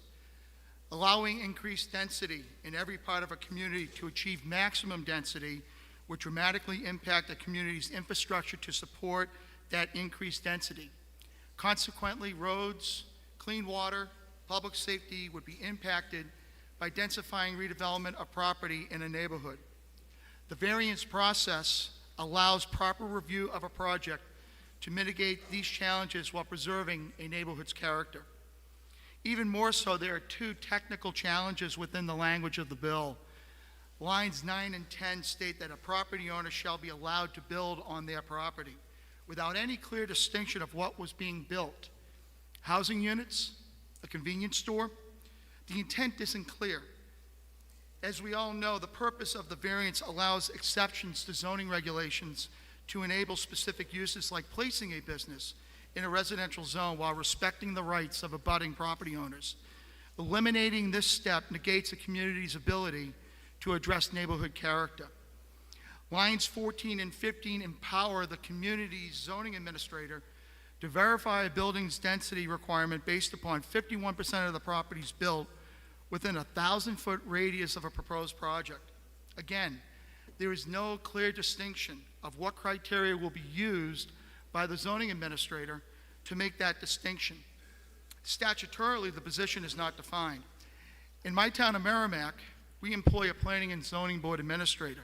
However, some other communities employ a zoning code enforcement officer or a planning and zoning assistant, not an administrator, as the title suggests. Absent clear definitions of criteria to use, communities would need to address their town government's management structure to be compliant with this section. For the foregoing reasons, Mr. Speaker, I ask my honorable colleagues to press the red button to non-concur on House Bill 342 to ensure that densified redevelopment is properly reviewed to preserve property owner rights and a community's quality of life. Thank you, Mr. Speaker, and I request a division vote.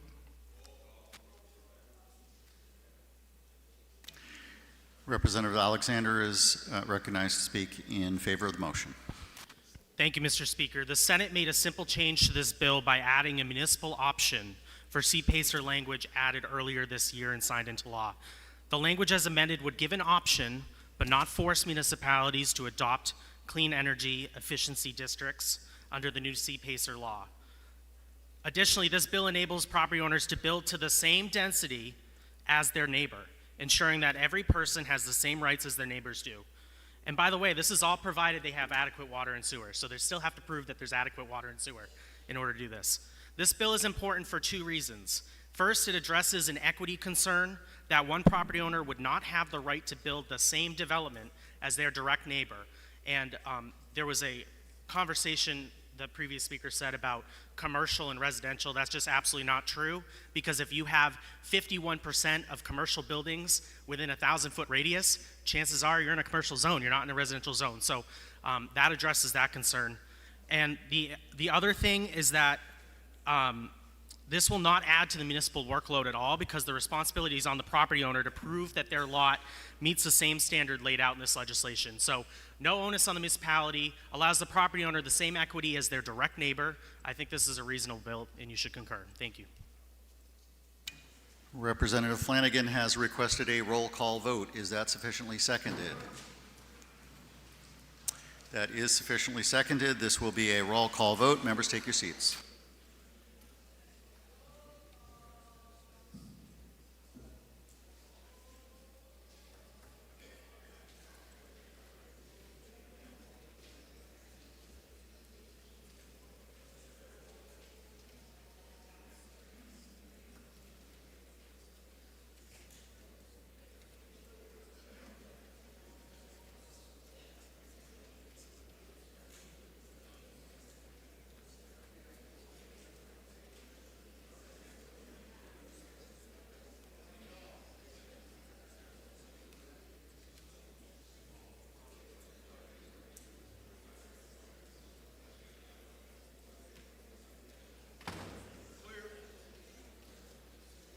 House will come to order.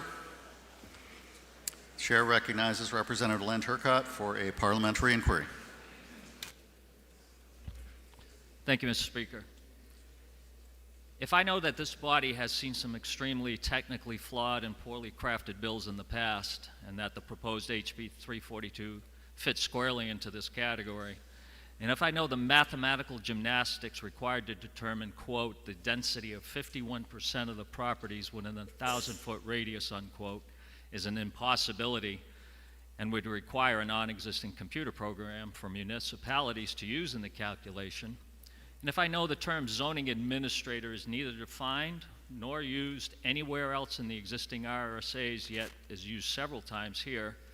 And finally, if I know that the second part of this bill completely alters the language and definition of energy efficient districts while simultaneously removing the ability of a municipality's citizens to adopt these districts through the warrant article process, and instead grants this power to the municipality's governing body with a mere 10 days notice, then, Mr. Speaker, would I press the red button so a proper motion of non-concur can be made? Thank you, Mr. Speaker. Chair recognizes Representative Bollier for a parliamentary inquiry. Thank you, Mr. Speaker. If I know the other body added language to HB 342 that enables but does not force towns to create districts where commercial property owners can take advantage of CPACER energy efficiency financing, and if I know this bill still has the same language passed by this body earlier this year, which restores and protects the rights of property owners to build on their land to the same extent as their neighbors, and finally, if I know this does not change the character of a single neighborhood and would not allow uncharacteristic and prohibited high-density developments like apartment complexes and single-family residential zones, would I now press the green button to concur?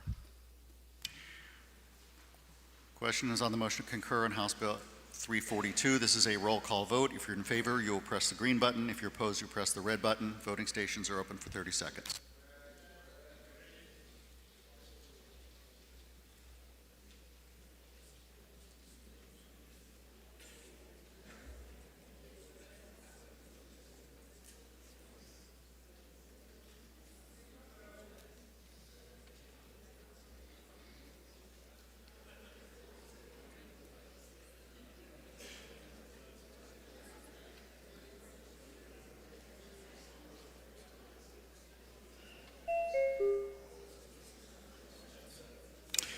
Have all members present had an opportunity to vote? The House will attend to the state of the vote. With 154 voting in the affirmative and 195 voting in the negative, the motion fails. Representative Len Turcott moves we non-concur.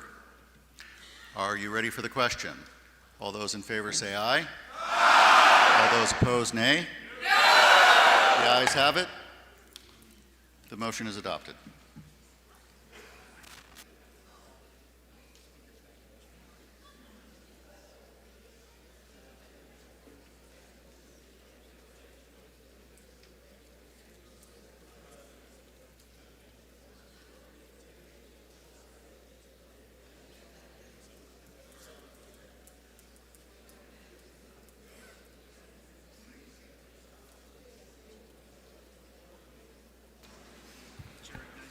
Chair recognizes the clerk. Thank you, Mr. Speaker.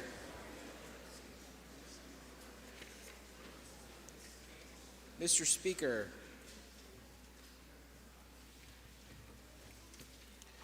The Senate concurs with the House in the passage of the following entitled bill with amendment, the passage of which amendment the Senate asks concurrence of the House. House Bill 382, repealing the requirement that the vehicle funding loan contracts have successive periodic payments that are substantially equal in amount.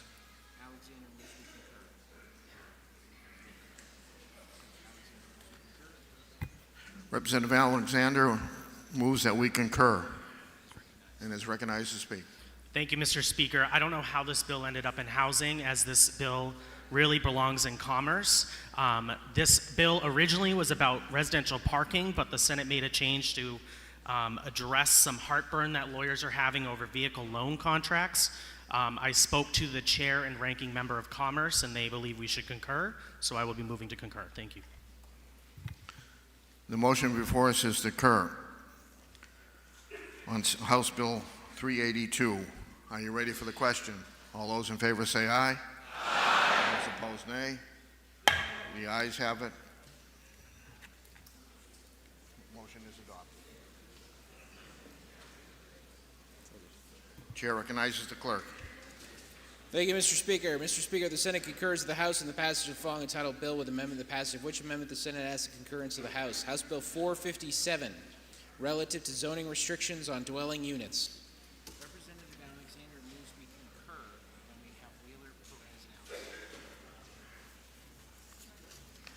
Representative Alexander moves that we concur. Chair recognizes Representative Wheeler.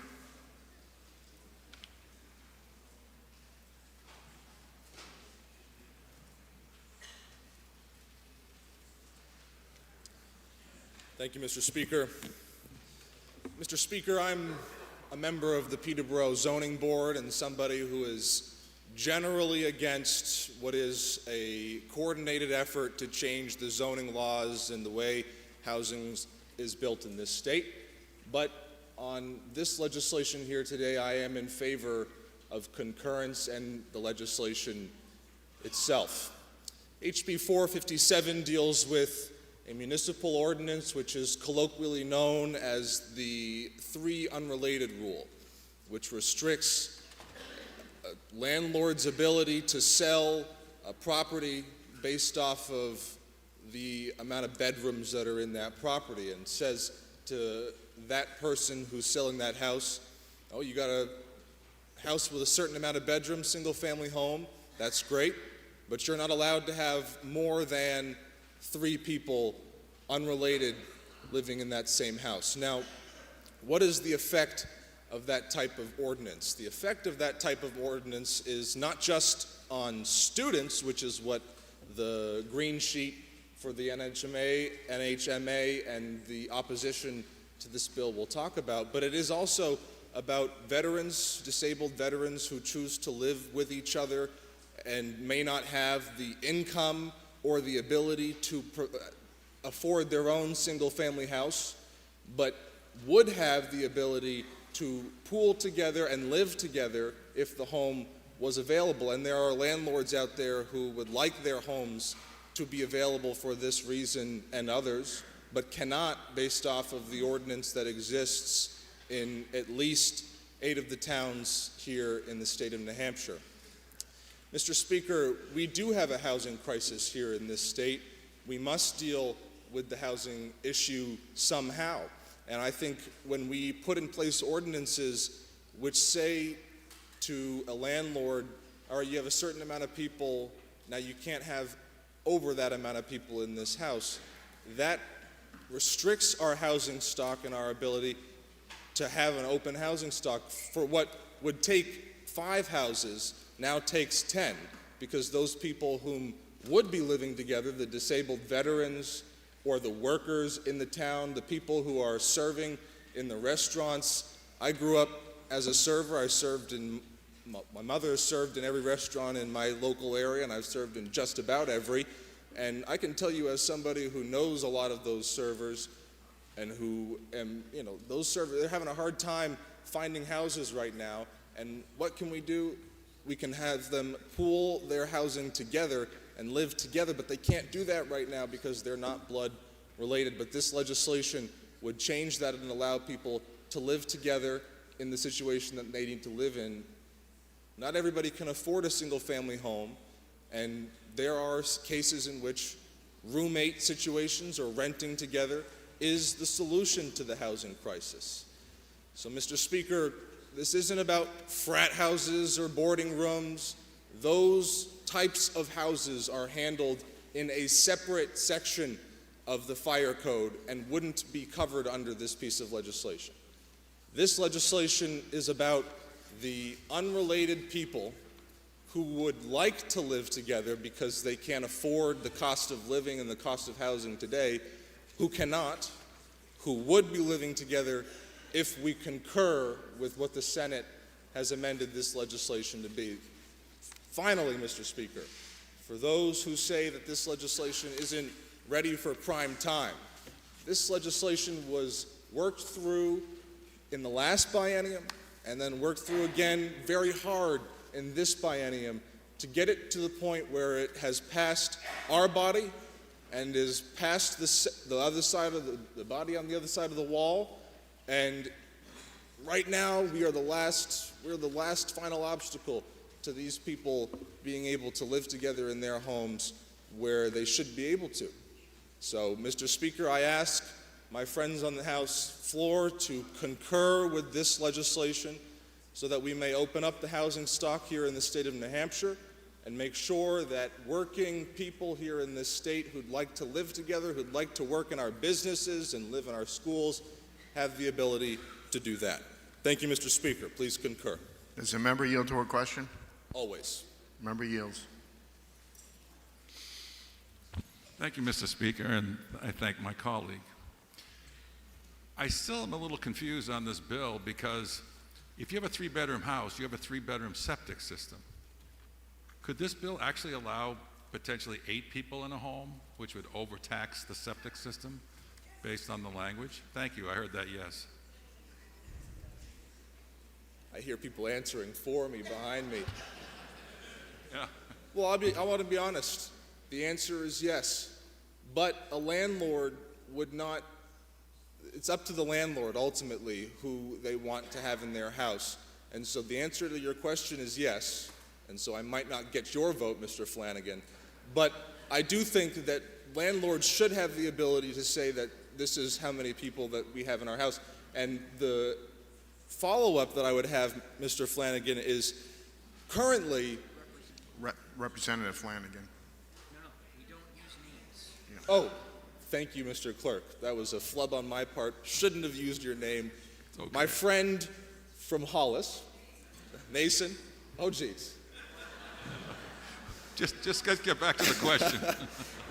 Currently, a landlord, if there are 8 people in a family, could sell that house to 8 people. If they're all related, there's no restriction for how many people could be in that house. So you could have as many people as could fit in that house if they're all related. So if you have a lot of kids, and if you're getting busy in the bedroom, then you could have a lot of those people in the house. But if you're unrelated and you're a disabled veteran, it doesn't work out for you. I think that's a dichotomy that doesn't work.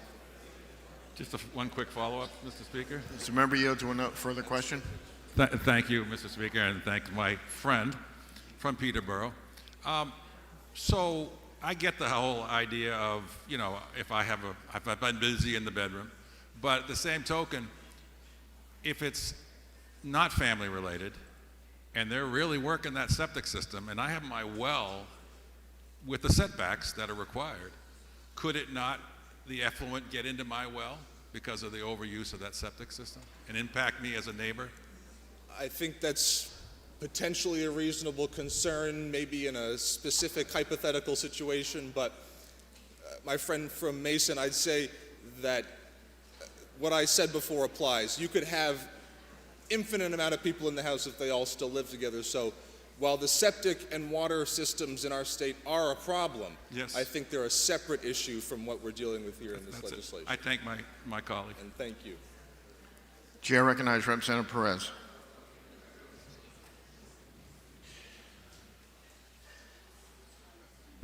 Thank you, Mr. Speaker. House Bill 457 is an addition, it was changed on the other side, to RSA 674-16, which gives municipalities the authority to regulate size, location, and use of buildings and structures for the purpose of promoting health, safety, and general welfare of the community. It was originally put in under the Equal Housing Opportunity Without Discrimination law and covers, which is already covered, covers most of the concerns.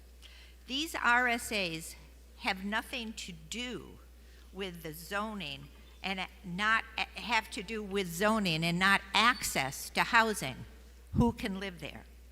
The ability to rent or to buy property is not adopted in zoning ordinances. So why this bill, and what does this bill accomplish? House 457 mandates group living, such as dormitories, boarding houses, fraternities, etc., in every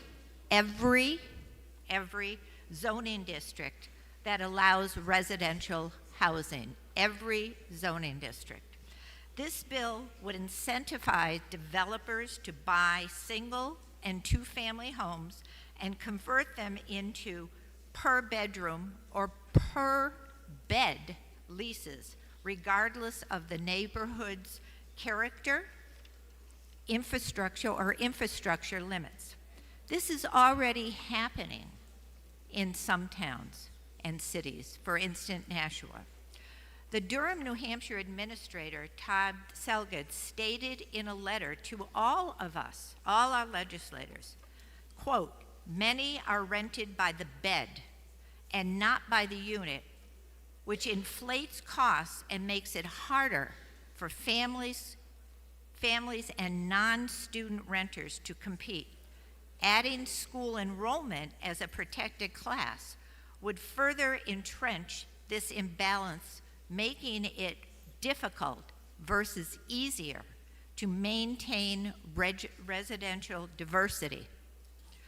House Bill 457 would eliminate our ability to make local distinctions and would encourage further investor-driven rental conversions to high-density, high-profit rentals, eroding options for families and workforce housing."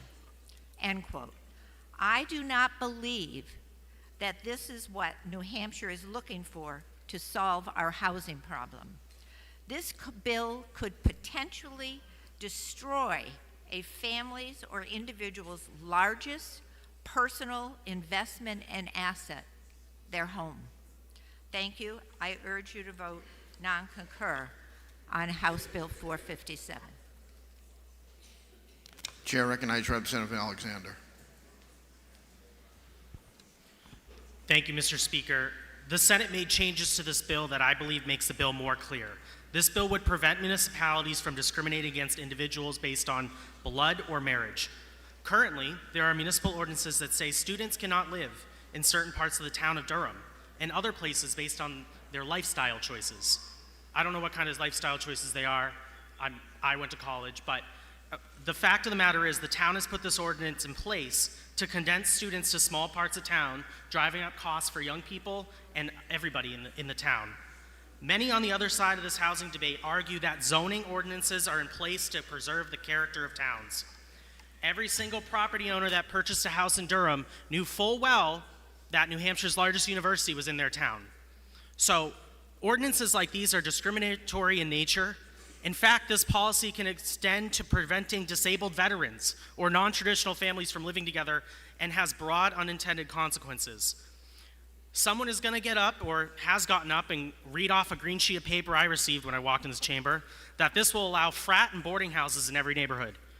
And that's simply not true. The last sentence of this legislation says nothing shall prohibit enforcement of building or fire codes. Frat houses, sorority houses, all of that stuff is in a different part of the RSA.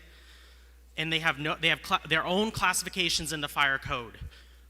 I guess I ask you, there was a question from my friend from Peterborough about why should a family of 8 people be allowed to live in a house, but then 8 other people that are unrelated should not be able to live in the same house. The fact of the matter is sewer systems are made by bedrooms, not by occupants. So that's an important distinction, is you're never gonna actually know who, the government should not know who's living in what bedroom and doing what. And that's the fact of the matter. So I urge you to vote green. Thank you.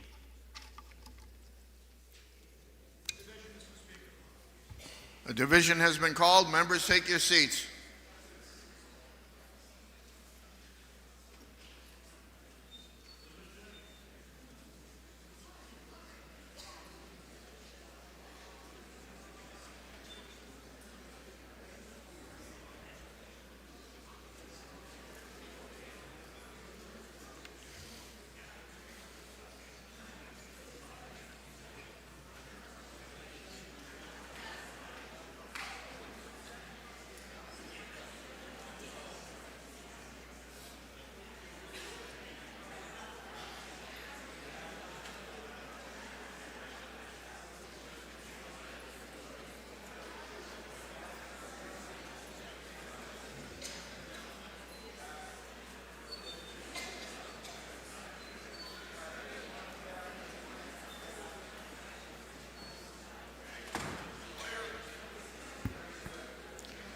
The motion before us is to concur on House Bill 457. This is a division vote. Chair recognizes Representative Anders for a parliamentary inquiry.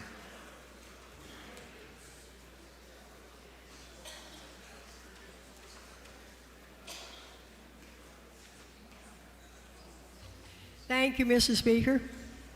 If I know the town of Durham Town Council passed a resolution against House Bill 457, and if I know their resolution against the bill, I respect, because the people in the town of Durham, the officials, deal with housing every day of their lives because of UNH.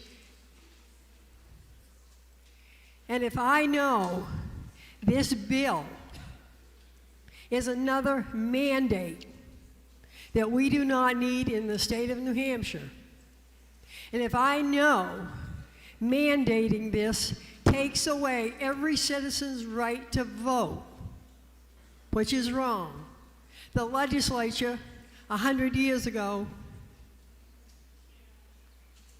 set a standard for local control. So if I know all of this, I would push the red button so we can non-concur this bill. Thank you. Chair recognizes Representative Potenza for a parliamentary inquiry. Thank you, Mr. Speaker.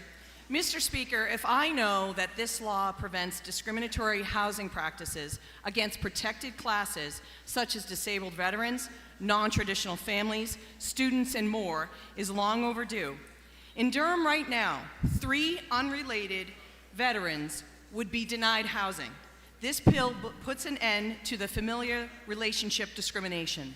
Mr. Speaker, if I also know that this simple 144-word bill could encourage young people and families to stay, work, and play in New Hampshire who are, right now, leaving us in droves, like the young conservative non-traditional family of 4 in Stratford County, the father's a graduate student, who is planning to leave New Hampshire upon graduation because he experienced such discrimination.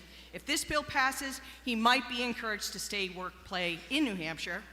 And lastly, Mr. Speaker, if I know that in no way, shape, or form is this bill impeding on local control or zoning or prohibiting the enforcement of the state building code or state fire code, but instead making sure New Hampshire is welcoming and not discriminating against our protected classes, younger voters, and young families, would I then press the green button to concur with the 24-0 vote that came from the other side of the aisle? And Mr. Speaker, I request a division vote.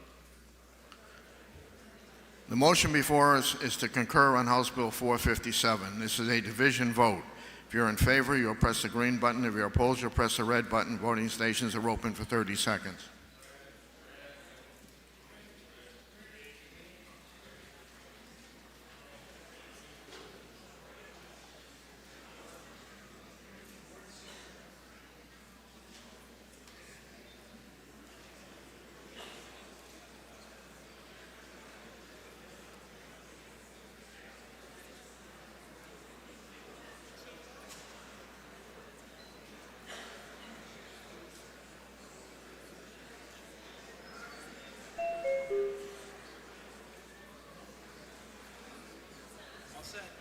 If all members present had an opportunity to vote, House will attend the state of the vote. 179 voting yea, 170 voting nay. The motion is adopted.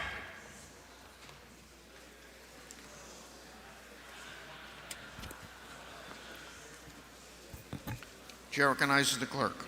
Mr. Speaker, the Senate concurs with the House in the passage of the following entitled bill with amendment, the passage of which amendment the Senate asks the concurrence of the House. House Bill 369, relative to misdemeanor sexual assault prosecutions and relative to the duty to report for sexual offenders and offenders against children. Representatives Lynn and Roy move we concur. Lynn is recognized. Representative Lynn and Roy move that we concur. Chair recognizes Representative Lynn. Thank you, Mr. Speaker. Mr. Speaker, the the underlying bill here that was passed by the House made a change in criminal prosecutions for misdemeanor sexual assault with a minor victim. The change basically was that instead of the present system under which a victim potentially could have to testify twice, once in the district court and once again in the Superior Court if there was an appeal, the law was changed so that the defendant gets a choice at the beginning. If he wants a jury trial, he goes directly to Superior Court at the beginning. If not, he has a bench trial in the Circuit Court. The Senate didn't change that at all, but it added basically what is sort of a non-germane amendment, but a good amendment, to correct a loophole in the sexual offender reporting statute to make it clear that a sexual offender is required to report to the police department and to register once the person has been convicted, even if for some reason sentencing isn't imposed immediely. It was a good catch by the other body, and I urge you to concur with their amendment. Thank you. The motion before us is to concur on House Bill 369FN. Are you ready for the question? All those in favor say aye. Aye. Those opposed, nay. The ayes have it, and the motion is adopted.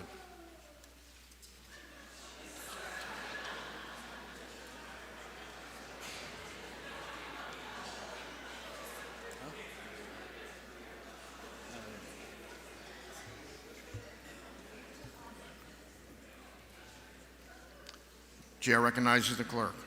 Mr. Speaker, the Senate concurs with the House in the passage of the following entitled Bill with Amendment and passage of which amendment the Senate asks the concurrence of the House. House Bill 123, defining pre-sequestration timber tax revenue, establishing a moratorium on carbon sequestration, and establishing a committee to study the effects of carbon sequestration in New Hampshire forests upon state and local tax revenue, effective forest management, and the health of New Hampshire's logging industry.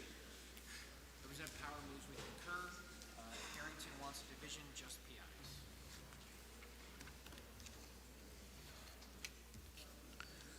Representative Power moves that we concur on House Bill 123. A division has been requested. Members, take your seats. This will be a division vote with just PIs. I'm sorry, she needs to speak real quick. She needs to address the changes. The chair recognizes Representative Power.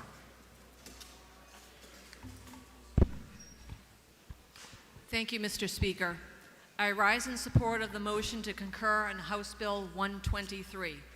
The other body's amendment makes the following reasonable, compromising changes. First, it establishes a study commission to address emerging concerns about the impacts of carbon sequestration programs on New Hampshire forest lands and related industries, as well as our timber tax revenues. Second, it provides an alternative option for landowners to implement a payment in lieu of taxes under the long-standing provision of RSA 79:5. Lastly, the amendment places a moratorium on the enrollment and registration of New Hampshire forest land in any new carbon offset projects during the period of the study commission, with a final report due no later than November 1st, 2027. These provisions are reasonable and enable a more broad, in-depth impact study of carbon sequestration programs in our state in order to craft appropriate legislation for all stakeholders affected. For these reasons, I ask that the House support the motion to concur on House Bill 123 by voting yes. Thank you, Mr. Speaker. The motion before us is to concur on House Bill 123. This is a division vote. Chair recognizes Representative Harrington for a parliamentary inquiry. Thank you, Mr. Speaker. Mr. Speaker, if I know this bill was improved by eliminating a new tax, which most of us are supposedly opposed to, but, Mr. Speaker, if I know it still puts restrictions on landowners' rights. Mr. Speaker, I realize as written, this bill says you can't enter into an otherwise legal contract to do something with your property. But it has no difference than if you just choose not to cut your wood. Mr. Speaker, if one person says, I'm not going to cut down my trees and I'll be willing to pay the property tax on it, that's fine. If another landowner says, I don't want to cut down my trees and I'm willing to pay the property taxes and I want to enter into an otherwise legal contract, that's prohibited. There's no reason for that prohibition, Mr. Speaker, and I urge people to push the red button. Chair recognizes Representative Power for a parliamentary inquiry.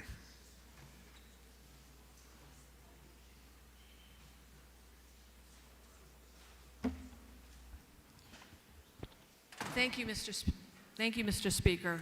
If I know that the other body amended this bill to provide reasonable changes and to put a pause on the bill that passed this body in order to further study the issue so that we can come up with an appropriate response to the issue that our state is facing with regards to the new programs of carbon sequestration and how that affects our New Hampshire forest lands, our timber industry, residents in especially Coos County. Would I then press the green button to concur? Thank you, Mr. Speaker. Motion before us to concur on House Bill 123. This is a division vote. If you're in favor, you'll press the green button. If you're opposed, you'll press the red button. Voting stations are open for 30 seconds.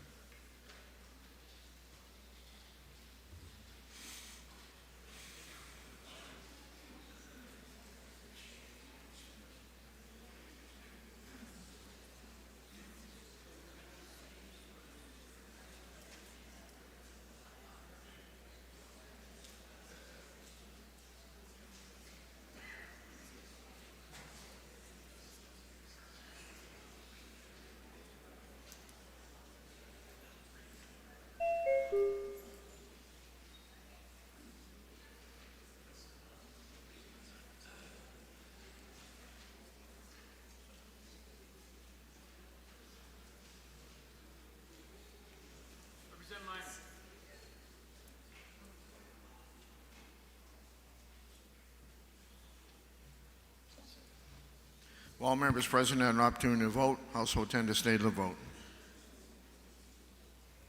268 voting yea, 74 voting nay. Motion adopted. Chair recognizes the clerk.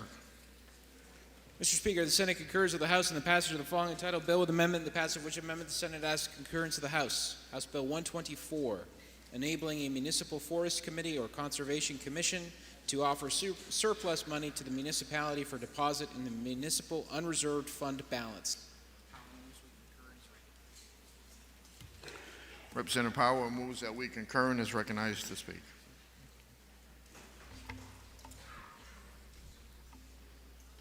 Thank you, Mr. Speaker. I rise in support of the motion to concur on House Bill 124.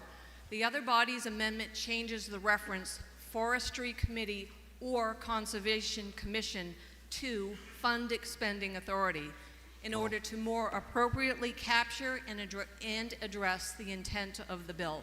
For these reasons, I ask that the House support the motion to concur by voting yes on House Bill 124. Thank you, Mr. Speaker. The motion before us is to concur on House Bill 124. Are you ready for the question? All those in favor say aye.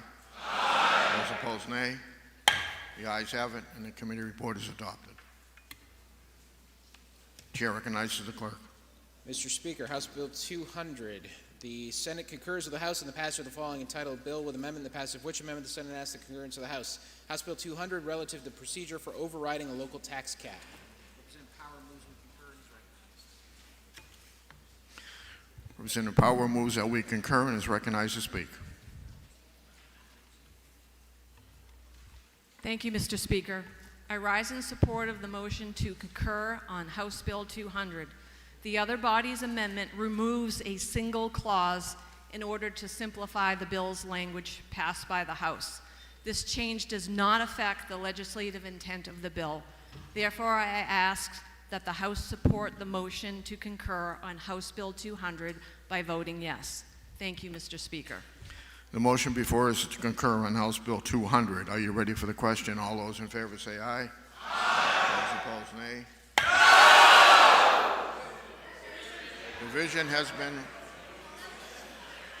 Division has been requested.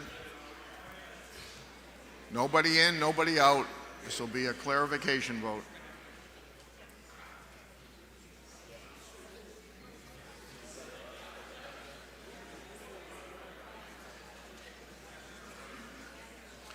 The motion before us is to concur on House Bill 200. This is a division vote. House will be in order.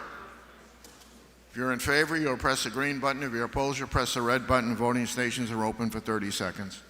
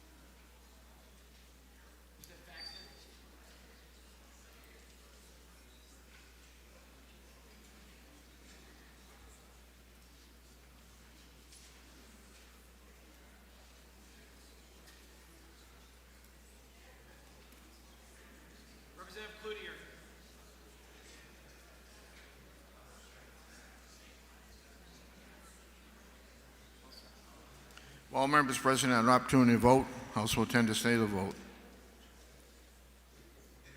176 voting yea, 156 voting nay. The committee report is adopted. Chair recognizes the clerk. Mr. Speaker, the Senate concurs with the House in the passage of the following entitled Bill with Amendment, in the passage of which amendment the Senate asks the concurrence of the House. House Bill 228, relative to petition articles at annual or special town meetings. Representative Powell moves that we concur and is recognized to speak. Thank you, Mr. Speaker. I rise in support of the motion to concur on House Bill 228. The other body's amendment changes the amount of time granted to a primary petitioner to introduce a petitioned warrant article from a time equal to the time given to a governing body or a budget committee to introduce their warrant article to a minimum of 10 minutes. This change allows for a clear and consistent application of the provision at town and school district meetings. For this reason, I ask that the House support the motion to concur by voting yes on House Bill 228. Thank you, Mr. Speaker. The motion before us is to concur on House Bill 228 local. Are you ready for the question? All those in favor say aye. Aye. Those opposed, nay. The ayes have it. The committee report is adopted. Chair recognizes the clerk. Mr. Speaker, the Senate concurs with the House in the passage of the following entitled Bill with Amendment, in the passage of which amendment the Senate asks the concurrence of the House. House Bill 374, relative to local tax cap and budget laws. Representative Powell moves that we concur and is recognized to speak. Thank you, Mr. Speaker. I rise in support of the motion to concur on House Bill 374. The other body's amendment removes language from the bill adopted by the House. This change allows the question to adopt a local tax cap or a school district budget cap to be amended by the legislative body. Therefore, I ask that the House support the motion to concur by voting yes on House Bill 374. Thank you, Mr. Speaker. The motion before us is to concur on House Bill 374. Are you ready for the question? All those in favor say aye. Those opposed, nay. The ayes have it. The committee report is adopted.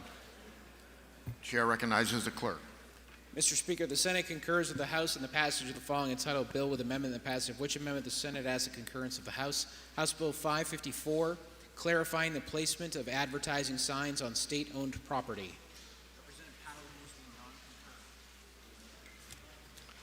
Representative Power moves we non-concur and is recognized to speak.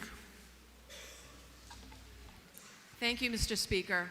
I rise in support of the motion to non-concur on House Bill 554.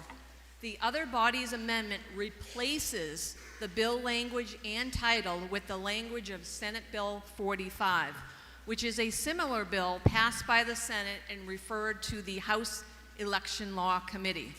The Election Law Committee unanimously recommended Senate Bill 45 inexpedient to legislate, and the bill was voted ITL on the consent calendar by the House on June 5th. Therefore, I ask that the House support the motion to non-concur by voting yes on House Bill 554. Thank you, Mr. Speaker. The motion before us is non-concur on House Bill 554. Are you ready for the question? All those in favor say aye. Aye. Those opposed, nay. The ayes have it. The committee report is adopted. Chair recognizes the clerk. Mr. Speaker, the Senate concurs with the House in the passage of the following entitled bill with amendment, the passage of which amendment the Senate asks concurrence of the House. House Bill 25, making appropriations for capital improvements. Representative Mills moves that we concur and is recognized to speak. Thank you, Mr. Speaker. Mr. Speaker, the House position on HB 25 changed very little with this Senate amendment. They repurposed some fish and game money to the Department of Education to fund current CTE programs, and money in natural and cultural resources to improve the budget for the Cannon Mountain Aerial Trailway. The one thing they did add was $5 million to the SNH Regional Clean Water Project. This results in a savings of $5.7 million from the governor's budget and facilitates leveraging an additional $84.9 million in federal funds. I ask you to concur. The motion before us is to concur on House Bill 25A. Are you ready for the question? All those in favor say aye. Aye. Those opposed, nay. The ayes have it. The committee report is adopted. Representative Ryan recused herself and did not participate in the vote. Chair recognizes the clerk. Mr. Speaker, the Senate concurs with the House in the passage of the following entitled bill with amendment, the passage of which amendment the Senate asks the concurrence of the House. House Bill 189, relative to the Department of Energy's 10-year state energy strategy and removing references to the Energy Efficiency and Sustainable Energy Board. Representative Vose moves that we concur and is recognized to speak. Thank you, Mr. Speaker. The Senate amendment to House Bill 189 made a small change to the language in the phrase low emitting energy. They changed it to minimal or non-greenhouse gas emitting energy, or emissions rather. And I ask you to concur on that change. Thank you. The motion before us is to concur on House Bill 189. Are you ready for the question? All those in favor say aye. Aye. Those opposed, nay. The ayes have it. The committee report is adopted. Chair recognizes the clerk. Mr. Speaker, the Senate concurs with the House in the passage of the following entitled bill with amendment, the passage of which amendment the Senate asks the concurrence of the House. House Bill 504, relative to the state energy policy. Representative Vose moves that we concur and is recognized to speak. Thank you, Mr. Speaker. The Senate made a couple of small changes to this bill. They added some references to health and safety in a couple of different places. They also added a reference to distributed energy and siting and storage. I apologize. And I ask you to concur on those changes. Thank you. The motion before us is to concur on House Bill 504. Are you ready for the question? All those in favor say aye. Aye. Those opposed, nay. The ayes have it, and the committee report is adopted. Chair recognizes the clerk.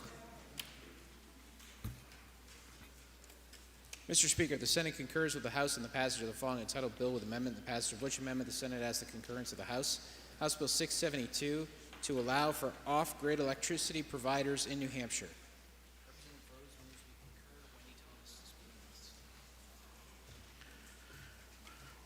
Representative Post moves that we concur. The chair recognizes Representative Wendy Thomas. Thank you, Mr. Speaker. I rise in strong opposition to the concur motion on HB 672 because it opens the door to a dangerous and unnecessary two-tiered system of electric regulation in New Hampshire.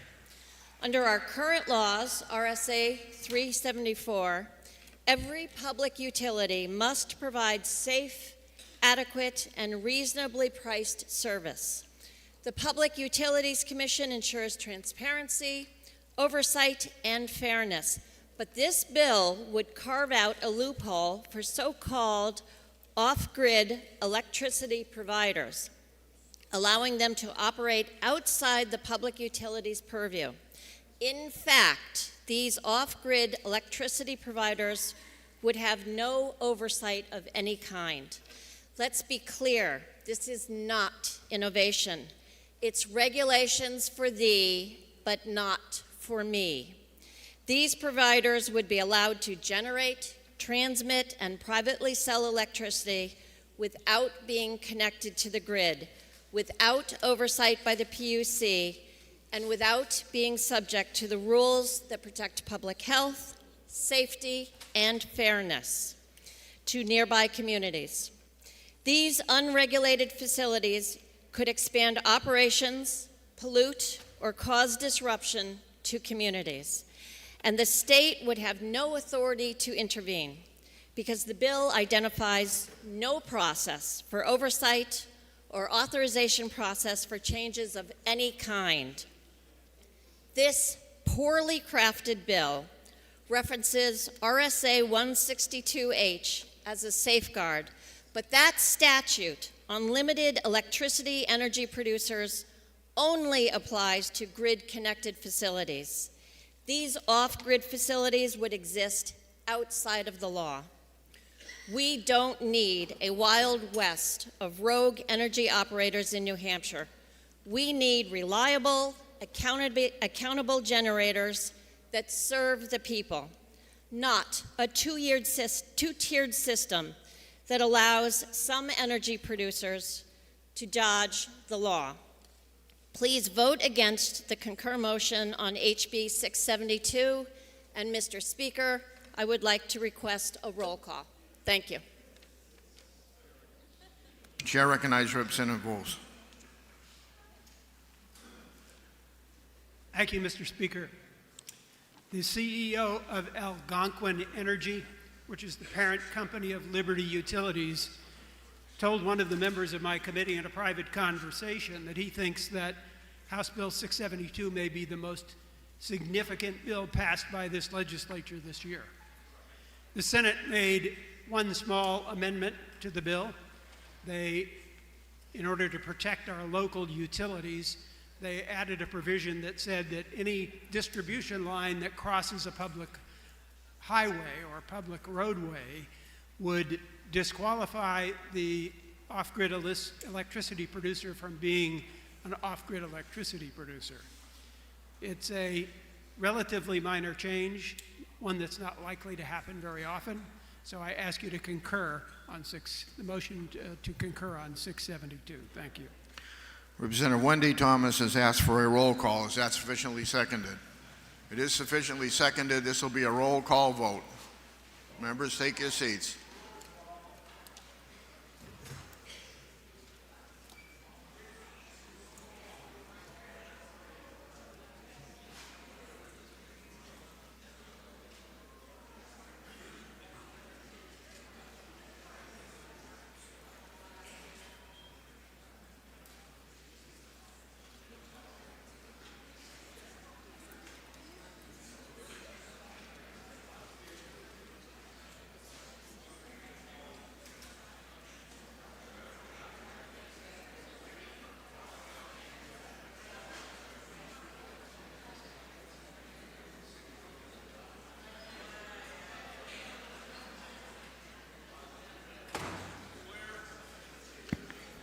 The motion before us is to concur on House Bill 672. This is a roll call vote. Chair recognizes Representative McGee for a parliamentary inquiry. Thank you, Mr. Speaker. If I know that House Bill 672 allows off-grid electricity suppliers to have no oversight of any kind, and there is a reason for the phrase, "What could go wrong?" And if I know there is nothing innovative about removing regulations for a chosen few when those rules are definitely necessary for everyone else. And finally, if I know that electricity can be dangerous and it has oversight to protect the public at large, and unregulated facilities could cause public harm, and the state would have no authority or recourse to intervene based upon the bill as written, then would I now press the red button to vote against the motion to concur and save Granite Staters from a bill that is definitely not ready to become law? Chair recognizes Representative Voss for parliamentary inquiry. Thank you, Mr. Speaker. Mr. Speaker, if I know that House Bill 672 embraces the free market and capitalism to allow an electricity producer to sell that electricity to whomever he wants, would I now press the green button to adopt this motion to concur on House Bill 672? The motion before us is to concur on House Bill 672. This is a roll call vote. If you're in favor, you'll press the green button. If you're opposed, you'll press the red button. Voting stations are open for 30 seconds.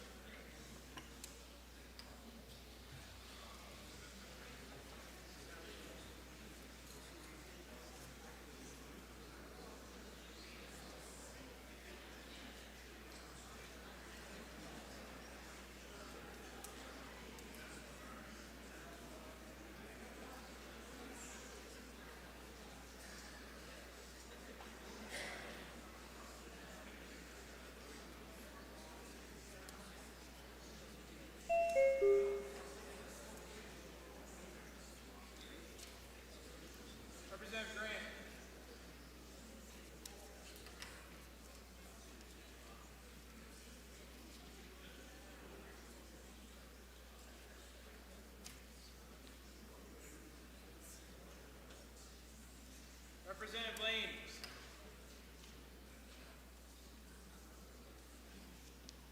Representative Bay.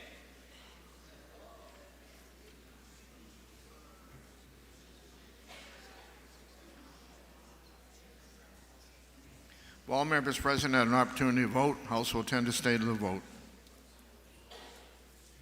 185 voting aye, 151 voting nay. Committee report is adopted. Chair recognizes the clerk. Mr. Speaker, the Senate concurs with the House in the passage of the following entitled bill with amendment, the passage of which amendment the Senate asks the concurrence of the House. House Bill 682, relative to the Office of Offshore Wind Industry, the Offshore and Port Development Commission, and the Office of Energy Innovation. Representative Voss moves that we concur and is recognized to speak. Thank you, Mr. Speaker. The body on the other side of the wall made a few language changes to the bill that made absolutely no difference to the substance of the bill, and I request that you adopt the motion to concur. Thank you, Mr. Speaker. The motion before us is to concur on House Bill 682. Are you ready for the question? All those in favor say aye. Aye. Those opposed, nay. The ayes have it, and the committee report is adopted. Chair recognizes the clerk. Mr. Speaker, the Senate concurs with the House in the passage of the following entitled bill with amendment, the passage of which amendment the Senate asks the concurrence of the House. House Bill 690, directing the Department of Energy to investigate the state's withdrawal from ISO New England and other strategy decisions that impact ratepayers in relation to New England's environmental policy.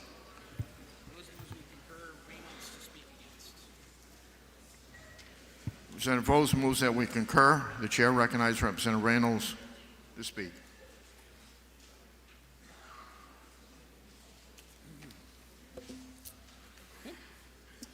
Thank you, Mr. Speaker. So this bill is about New Hampshire potentially leaving the regional electric grid. known as ISO New England. Specifically, the bill would direct the Department of Energy to hire a consultant to undertake a study that the department estimates would cost at least $200,000 to study this issue. A cost that would be borne by ratepayers in the form of a special utility assessment. So we'd be billing the ratepayers to look into this. Now, if such a study had the slightest chance of leading to anything that would save ratepayers money, it could possibly be considered a worthy investment. Unfortunately, it doesn't, for reasons that I'll explain. First of all, you can't leave an organization to which you do not belong. The state of New Hampshire is not a member of ISO New England. But who is? Well, the state's 3 investor-owned, privately owned, regulated distribution utilities, Eversource, Unitil, Liberty Utilities, as well as the New Hampshire Electric Co-op, which serves the majority of the rural areas in our state. Their members. Also members are the owners and operators of the private electric power generators in the state, all the way from Seabrook Nuclear Power Station to the little hydroelectric dams that are sprinkled around the state. And finally, further members are the private corporations that own the regional transmission lines that crisscross the state and bring power across state lines and down from Canada. And those lines ensure all New Hampshire residents access to diverse, reliable supplies of electricity under any weather conditions and regardless of any generator or class of generators operating circumstances. Now, ISO New England's mission is to ensure a reliable supply of competitively priced electricity to every distribution utility in the state, in the region, in every state, 24/7, 365, under any circumstances. And the regional electric grid accomplishes this mission by having access to every generating facility in the region, as well as interconnections to adjacent regional electric grids, such as New York, the Mid-Atlantic, and our Canadian neighbors to the north. So, New Hampshire's energy security is derived from and dependent on our distribution utilities participating in and having access to ISO New England's electric grid. Frankly, this bill and the previous one we just debated are both part of a ill-informed concept of some fuzzy vision of a future chopped up, unregulated Wild West for generating and supplying electricity across the state without regulation. If New Hampshire were somehow to be on its own, what assurance could we give our citizens that there would always be sufficient power without access to the regional transmission grid? If our utilities weren't part of the regional system, what kind of government infrastructure and capability would we have to stand up to ensure that reliability? Where would that come from? And with state government, which means those of us in this room assuming responsibility for the results? Saddling ratepayers with a bill for upwards of $200,000 to go down this dead-end road is not going to help Granite Staters with the electricity they need or addressing the high cost of power in our state. So I urge you to vote no on the motion to concur, and I request a roll call vote. Chair recognizes, Representative Foss. Thank you, Mr. Speaker. The second half of the title of this bill is really what this bill is all about. It talks about other strategy decisions that impact ratepayers in relation to New England's environmental policy. What that basically means is, what are the policies of other states doing to the cost of electricity here in New Hampshire? The Senate substantially rewrote the body of this bill to give clearer direction to the Department of Energy on how it should pursue its investigation of these questions, these important questions. Their rewrite was actually superior to the original bill, and that's why I'm asking you to vote to concur on Senate Bill 690. Thank you, Mr. Speaker. Representative Reynolds has requested a roll call. Is that sufficiently seconded? It is sufficiently seconded. This will be a roll call vote. Members, take your seats.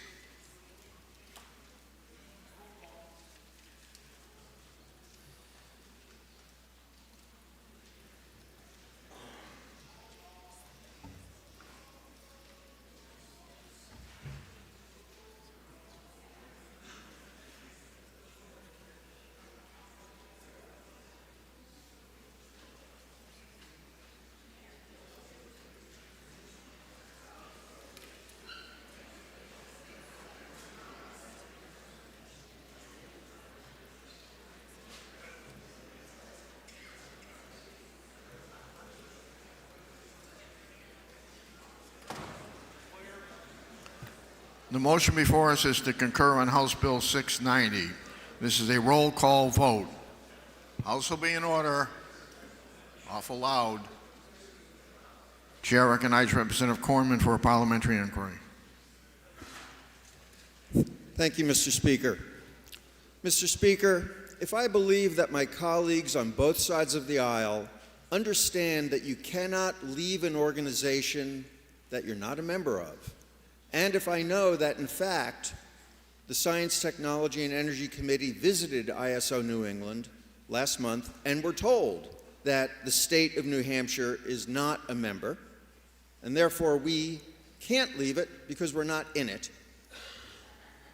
And if I know that if somehow we were to leave it, and I don't understand how that could happen, but that it would mean that our distribution utilities would be isolated, therefore putting our energy security and reliability at risk.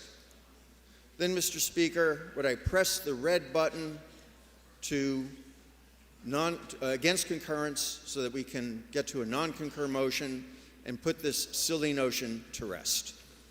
Chair recognizes Representative Voss for a parliamentary inquiry. Thank you, Mr. Speaker. Mr. Speaker, if I know that the state's Department of Energy has expressed a strong interest in investigating how to protect New Hampshire ratepayers from policies being adopted in other states in our region, would I then press the green button to concur with the Senate's changes to House Bill 690? Thank you, Mr. Speaker. The motion before us is to concur on House Bill 690. This is a roll call vote. If you're in favor, you'll press the green button. If you're opposed, you'll press the red button. Voting stations are open for 30 seconds.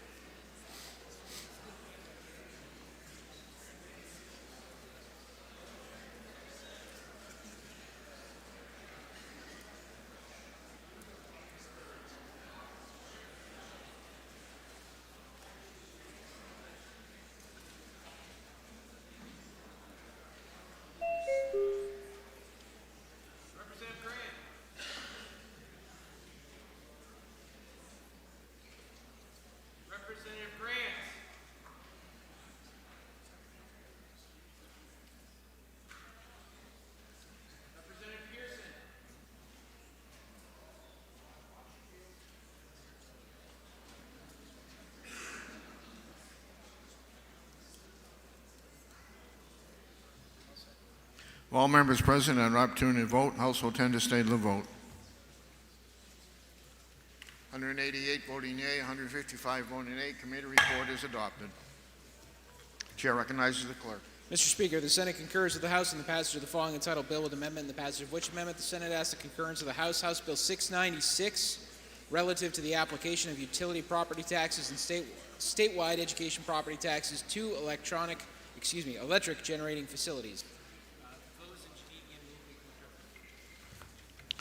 Representative Vos and Janedian move that we concur. Representative Vos recognized to speak. Thank you, Mr. Speaker. The other body's changes to this bill were relatively simple. One corrected a reference to an RSA that was in error, and they changed it to the correct RSA. The other major change they made is they changed the title of the bill. The original title referred to a change in the communication services tax.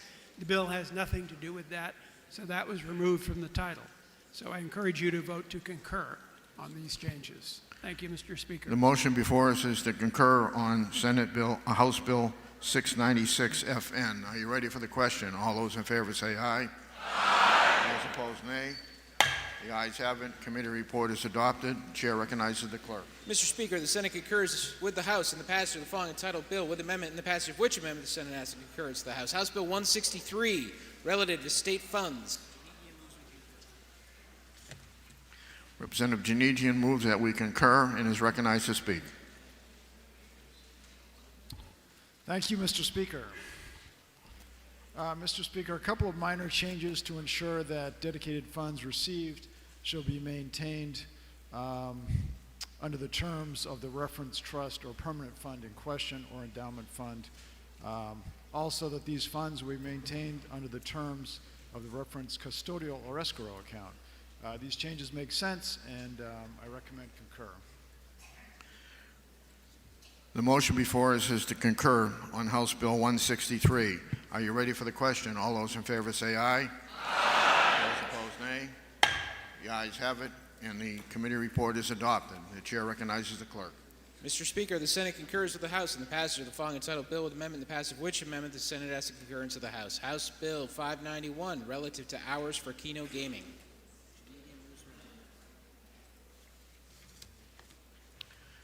Representative Janedian moves that we concur and is recognized to speak. Thank you, Mr. Speaker. This was a very minor change for hours of Keno operation. We had absolute hours. The Senate changed it to business hours of the establishment, which makes perfect sense, so I urge the body to concur. The motion before us is to concur on House Bill 591 FN. Are you ready for the question? All those in favor say aye. Aye. Those opposed, nay. The ayes have it. The committee report is adopted. The chair recognizes the clerk. Mr. Speaker, the Senate concurs with the House in the passage of the following entitled bill with amendment, and the passage of which amendment the Senate asks concurrence of the House. House Bill 650, removing references to repealed funds and relative to state park and robotics education funds. Representative Janedian and Weiler move that we concur. Representative Janedian is recognized to speak. Thank you, Mr. Speaker. This bill makes a simple change, the unobligated balance of the robotics fund to be capped at $1 million, and any excess fund put in the general fund. This makes perfect sense, so I urge the body to concur. The motion before us is to concur on House Bill 650 FN. Are you ready for the question? All those in favor say aye. Aye. Those opposed, nay. The ayes have it. The committee report is adopted.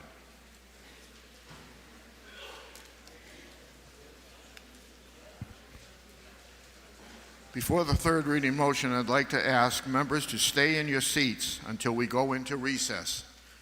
We have a few additional items to cover, but following those, we will be having a very important safety-related exercises that we need you to participate in.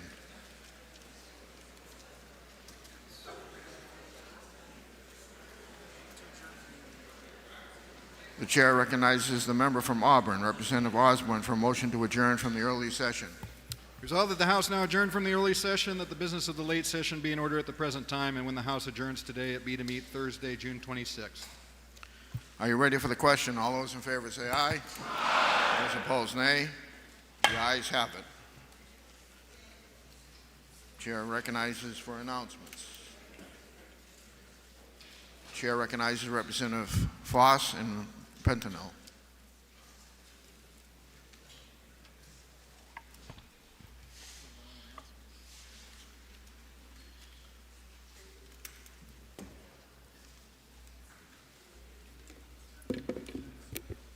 Thank you, Mr. Speaker. It's a long morning, and we will make this as brief as possible, but we want to remind everyone that the Legislative Golf Classic is slated for a week from Monday at the Loudon Country Club.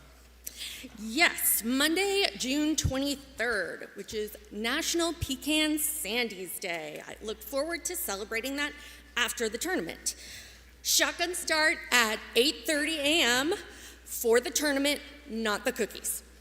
There will be lots of prizes, contests, raffles, and more.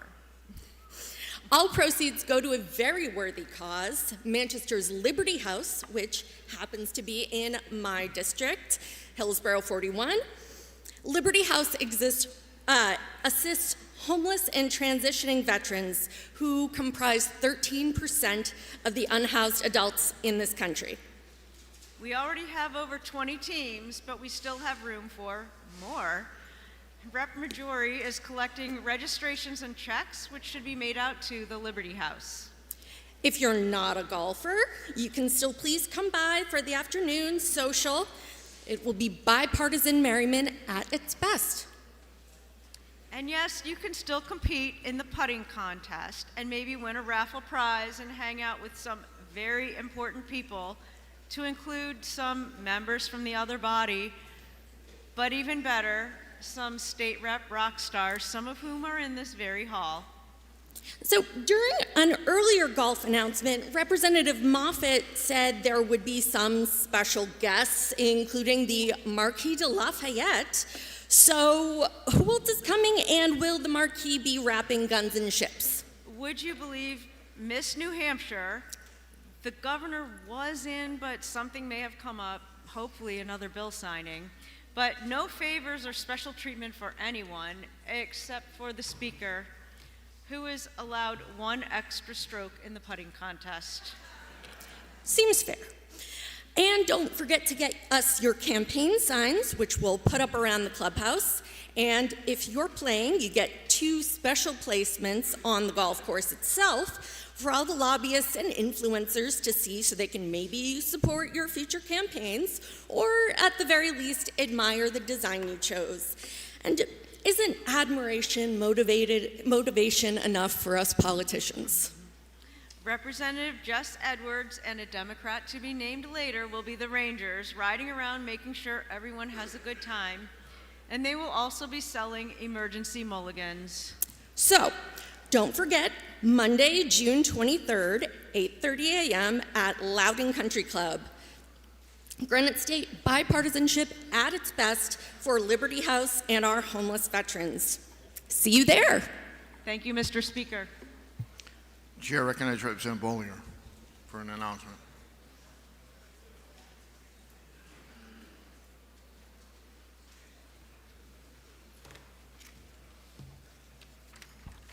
Thank you, Mr. Speaker. Here to announce the New Hampshire Home Builders Association is hosting a barbecue lunch for legislators and staff on the State House Plaza today. Lunch will be cooked by the Concord Kiwanis Service Association, who have put on similar events for the General Court in past years. All legislators and staff are invited to attend. Chair recognizes Representative Naughton for unanimous consent. Wait a minute. The clerk has an announcement. Thank you, Mr. Speaker. I have 3. If you were named the first named member of a committee of conference, please see the senator today who is the first named senator, so that you can pick a time for next week. And then immediately come see me so I can schedule it for you. The Oral Health Care Coalition is also having a luncheon downstairs, so if you're really hungry today, hit everything. They will appreciate it. And lastly, for those of you who celebrate Seersucker Day, will be on the 26th. Thank you. Chair recognizes Representative Nonner.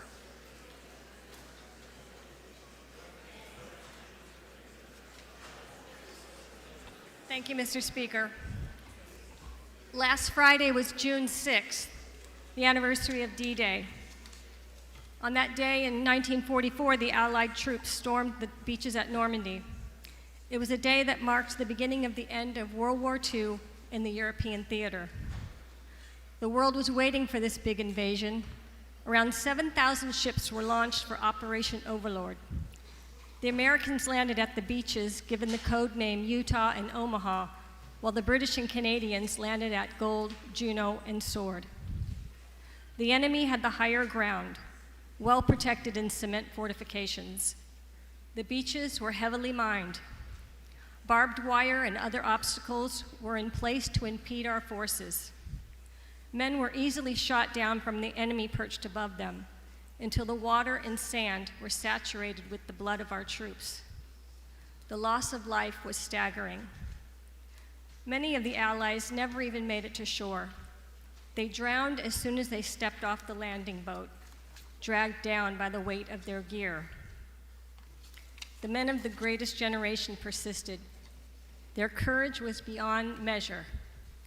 Badasses. Sergeant Noel Doobie, who lived in Rollingsford, New Hampshire for many years before settling in Pepperell, Massachusetts, was among them. He was the part of the 29th Infantry Division. He said that they had boarded the landing ship tank, or LST, and were fully loaded and ready to go on June 2nd.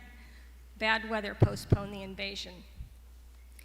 My dad once told me that there's no such thing as an atheist in a foxhole. I don't know if the same held true for those in the landing craft on D-Day, but I do know that Sergeant Doobie believed in the power of prayer, and he did not lose a single man that day. These are his words. On the morning of June 4th, a Catholic Army chaplain came on board and prayed with the troops and gave us his blessing. This was the sign to me that this was not going to be another dry run. This was it, the big one we had been training for 2.5 years. I never said so many rosaries and act of contritions in all my life. I prayed for the safety of my squad at all times and never just for myself. Couldn't see all this training only to drown before amounting to anything. I was standing along the rail, praying as hard as I'd never prayed before, when all of a sudden I saw a ship passing us going in the opposite direction. Only the next morning did I learn that the invasion was postponed because of bad weather. We started out again on the night of June 5th. This time it was for real. As dawn approached, we could see the beach wall and the church steeple, our landmark for D-Day. My mission for the 9th Squad was to bypass the wall, go up to the Verville Draw, to the intersection at the top of the hill, and sweep a field with our mine detectors. As we were about to land, we pulled alongside a landing craft that was sinking. The men aboard were yelling to us to back off. Our coxswain was finally able to reverse our craft, and we came ashore about a mile to the left of our landing place at Omaha. Our craft beached, the only one that I know of that allowed the troops to walk off onto the pebbles without getting our shoes wet. But it took my squad almost a day to get back to where the Verville Draw was located. At high tide, it was very difficult to walk on the beach without walking over dead bodies. Sergeant Doobie told me a lot about D-Day when he was on my public access show back in October of 2006. I asked him what the D stands for, and he said, nothing. It's just the letter they used to designate the invasion. Some of you may have seen the movie The Longest Day. You may recall the scene where they blew the wall.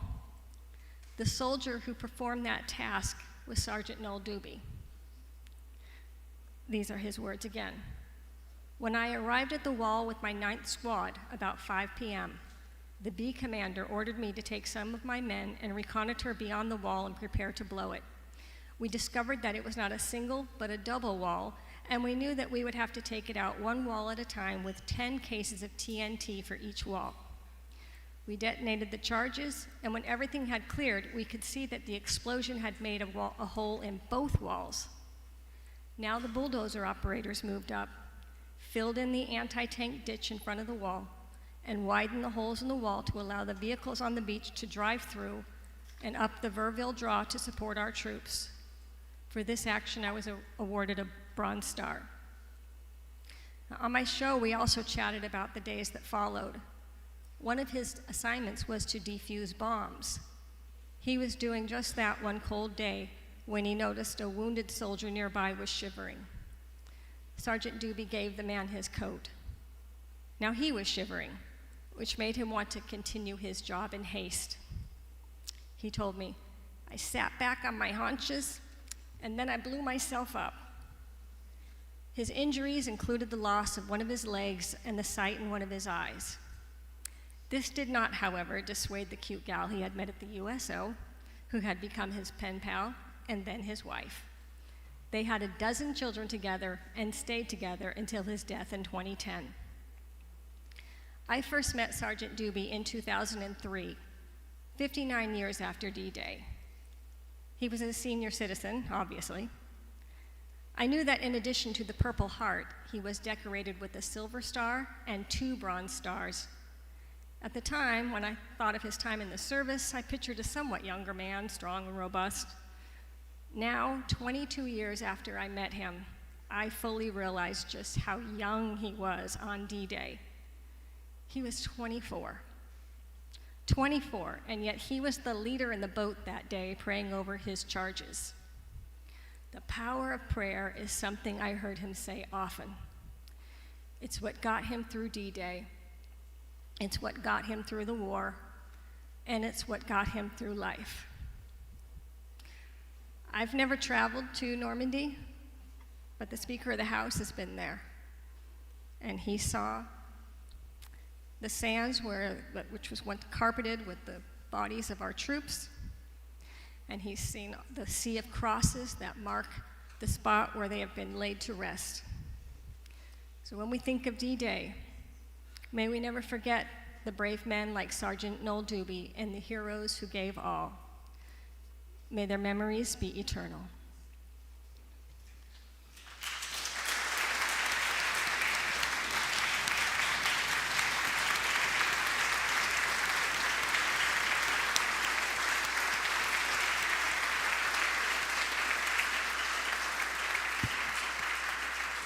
For what reason does member rise? I move the remarks be placed in the permanent journal. Without objection.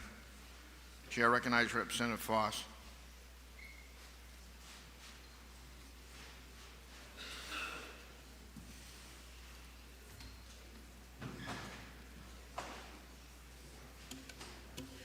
Thank you, Mr. Speaker.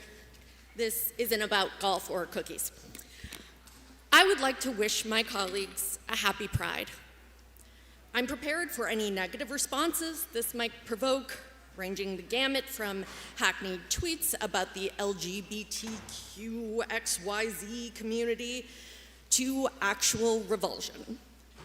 I'm not up here to try and change those minds. The past few months have seen too many instances of queer people asking for recognition of our humanity.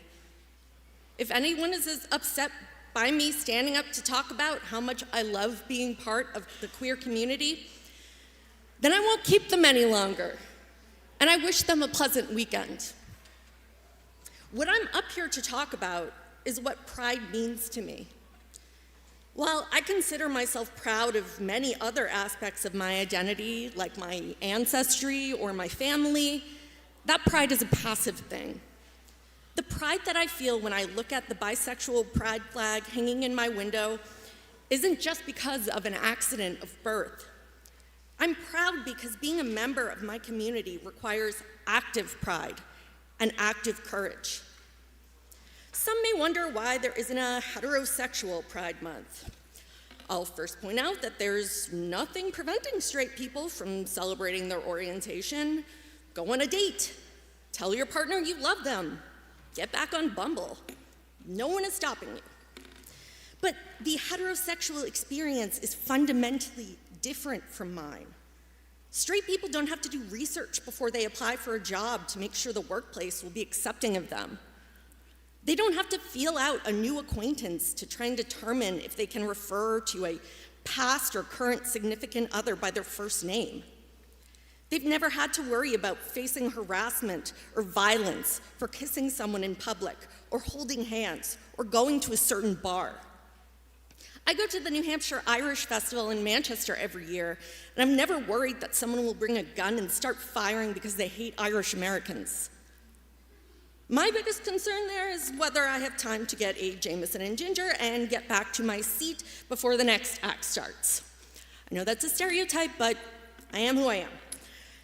Every one of the above has happened to me, most within the past month. I've experienced worse fear and discrimination as a queer person, but these are the things that are part of my everyday life. They may seem trivial, but they're so common that I've mostly stopped noticing the stress that they bring. My existence has been politicized. I'm keenly aware of the fact that people like me have been beaten or murdered because of their identity, and it isn't unthinkable that I could be too. When I was 12 and I realized that I had developed a crush on a girl at summer camp, I didn't just feel the butterflies that come with adolescent infatuation. I sat in my childhood bedroom filled with dread because I knew things would never be the same. I don't feel that dread anymore. I feel pride because 16 years after that crush, 7 years ago this week, as a matter of fact, I finally got over my fear and I came out to my family.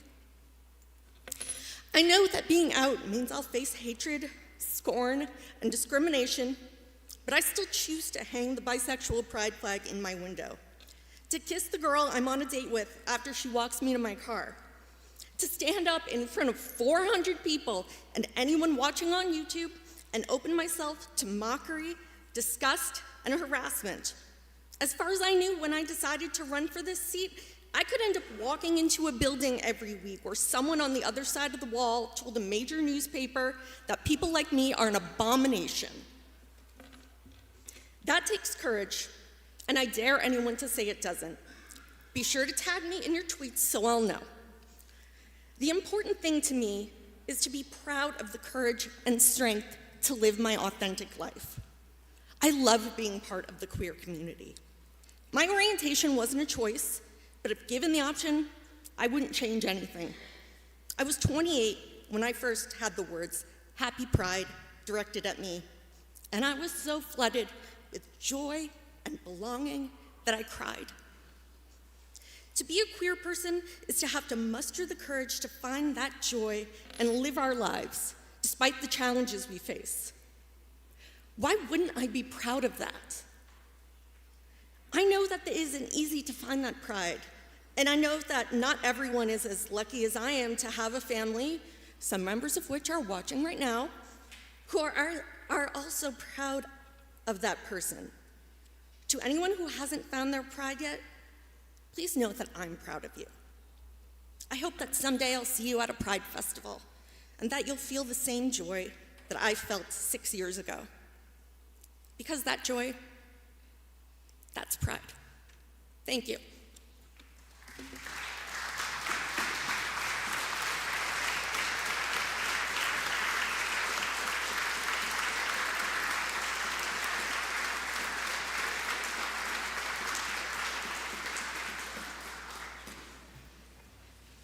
Chair recognizes Representative Horrigan.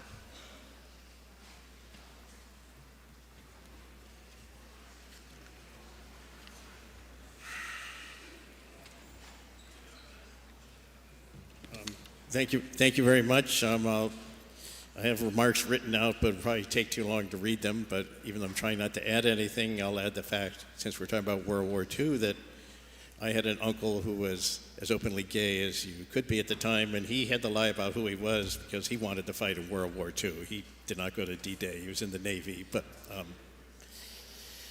I'm tying two recent events together. One is the OBUBB bill, which stands for either one big, unbelievably beautiful bill or one big, ugly, I guess I don't want to say what the second B is, but the last B would also be budget. Same acronym, different words depending on what side of the divide you're on. And there's also the President's 747-8, which was donated, supposedly free of charge, by the Emir of Qatar. Now,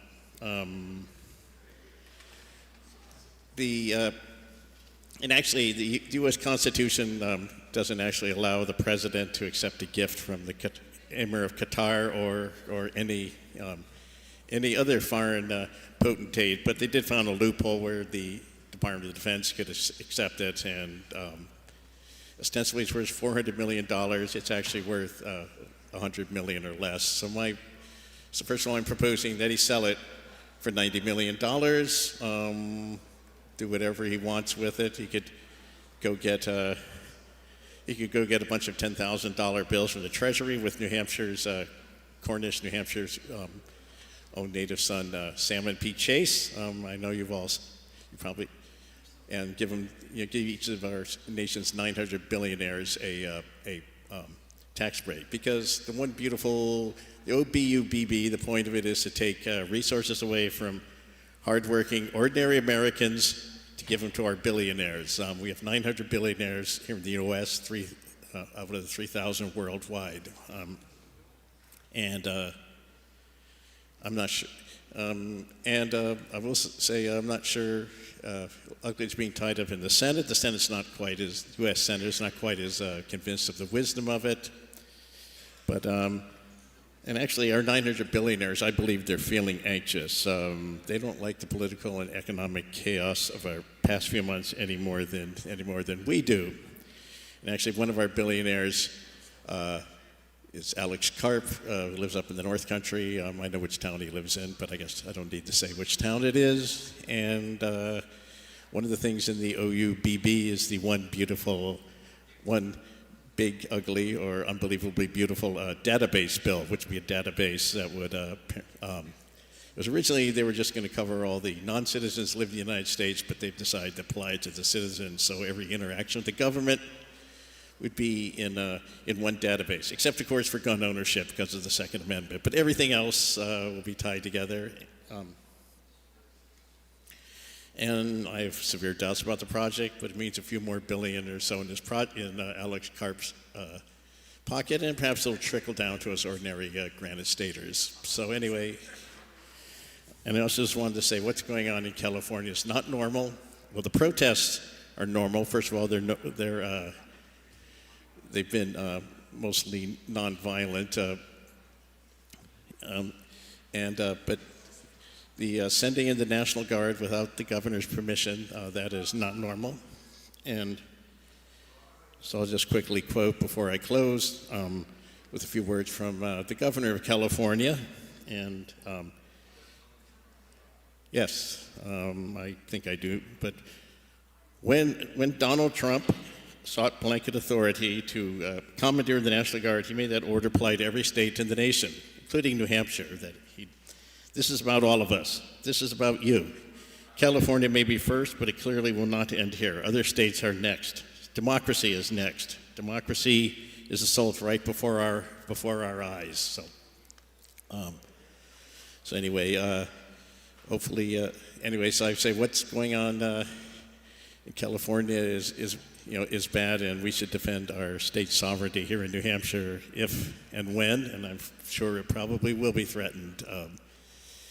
And we should also we haven't quite finalized the budget, so we should pass a budget that works for all Americans. So thanks, all New Hampshireites. Thanks.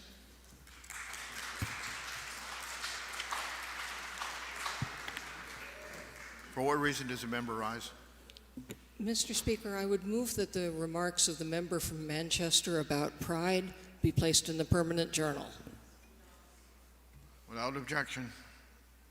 Chair recognizes Representative Bay.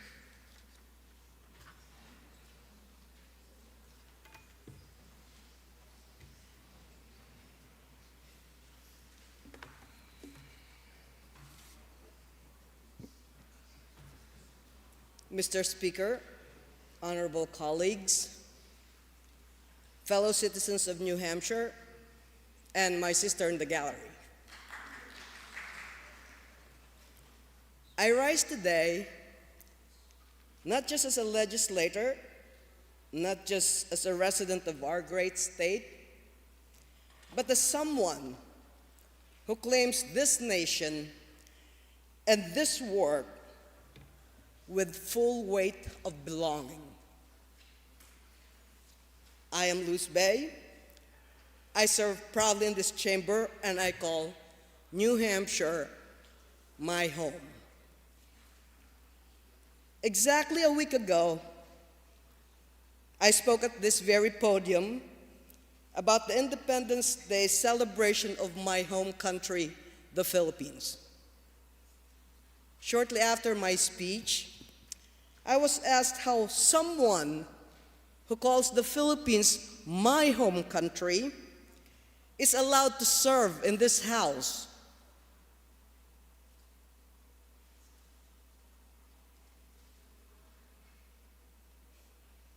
I want to respond, not just for myself, but for the thousands of immigrants, new Americans, and children of immigrants who contribute every day to the strength of the state and this country.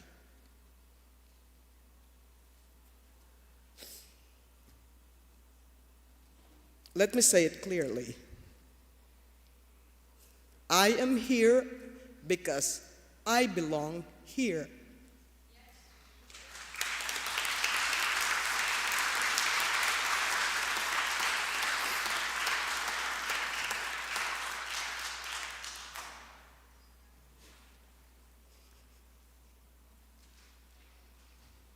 My constituents in Strafford County District 21 elected me under the same laws with the same legitimacy as anyone in this room. My birthplace does not make me less American.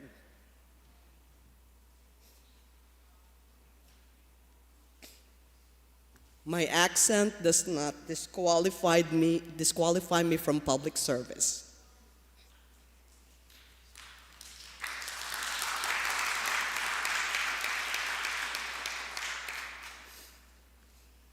And my identity as Filipino American does not make me a guest. I am a citizen, I am a public servant, and I am home.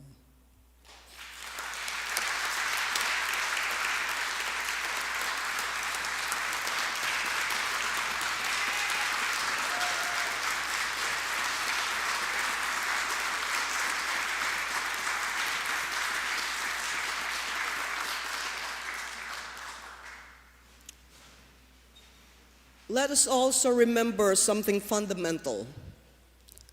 Unless you are indigenous to this land, unless your ancestors walked here before borders, before colonization, before the concept of immigration even existed, you too are descended from immigrants.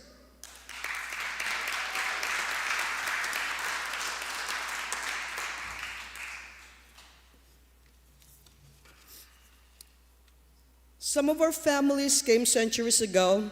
Others came fleeing war, poverty, persecution, or simply searching for the promise that America holds.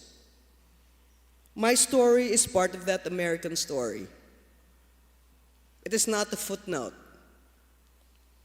It is a verse in the song of this nation. To question my right to be here is to misunderstand what makes America what it is. A place where democracy is enriched by diversity, where freedom means the opportunity to serve, and where strength lies in our shared commitment to justice, not in the sameness of our origins. I represent my district with pride. I serve this state with integrity, and I stand in this chamber with the full rights and responsibilities that come with my being an American. This is my home, this is my country, and I'm not going anywhere. Thank you, Mr. Speaker.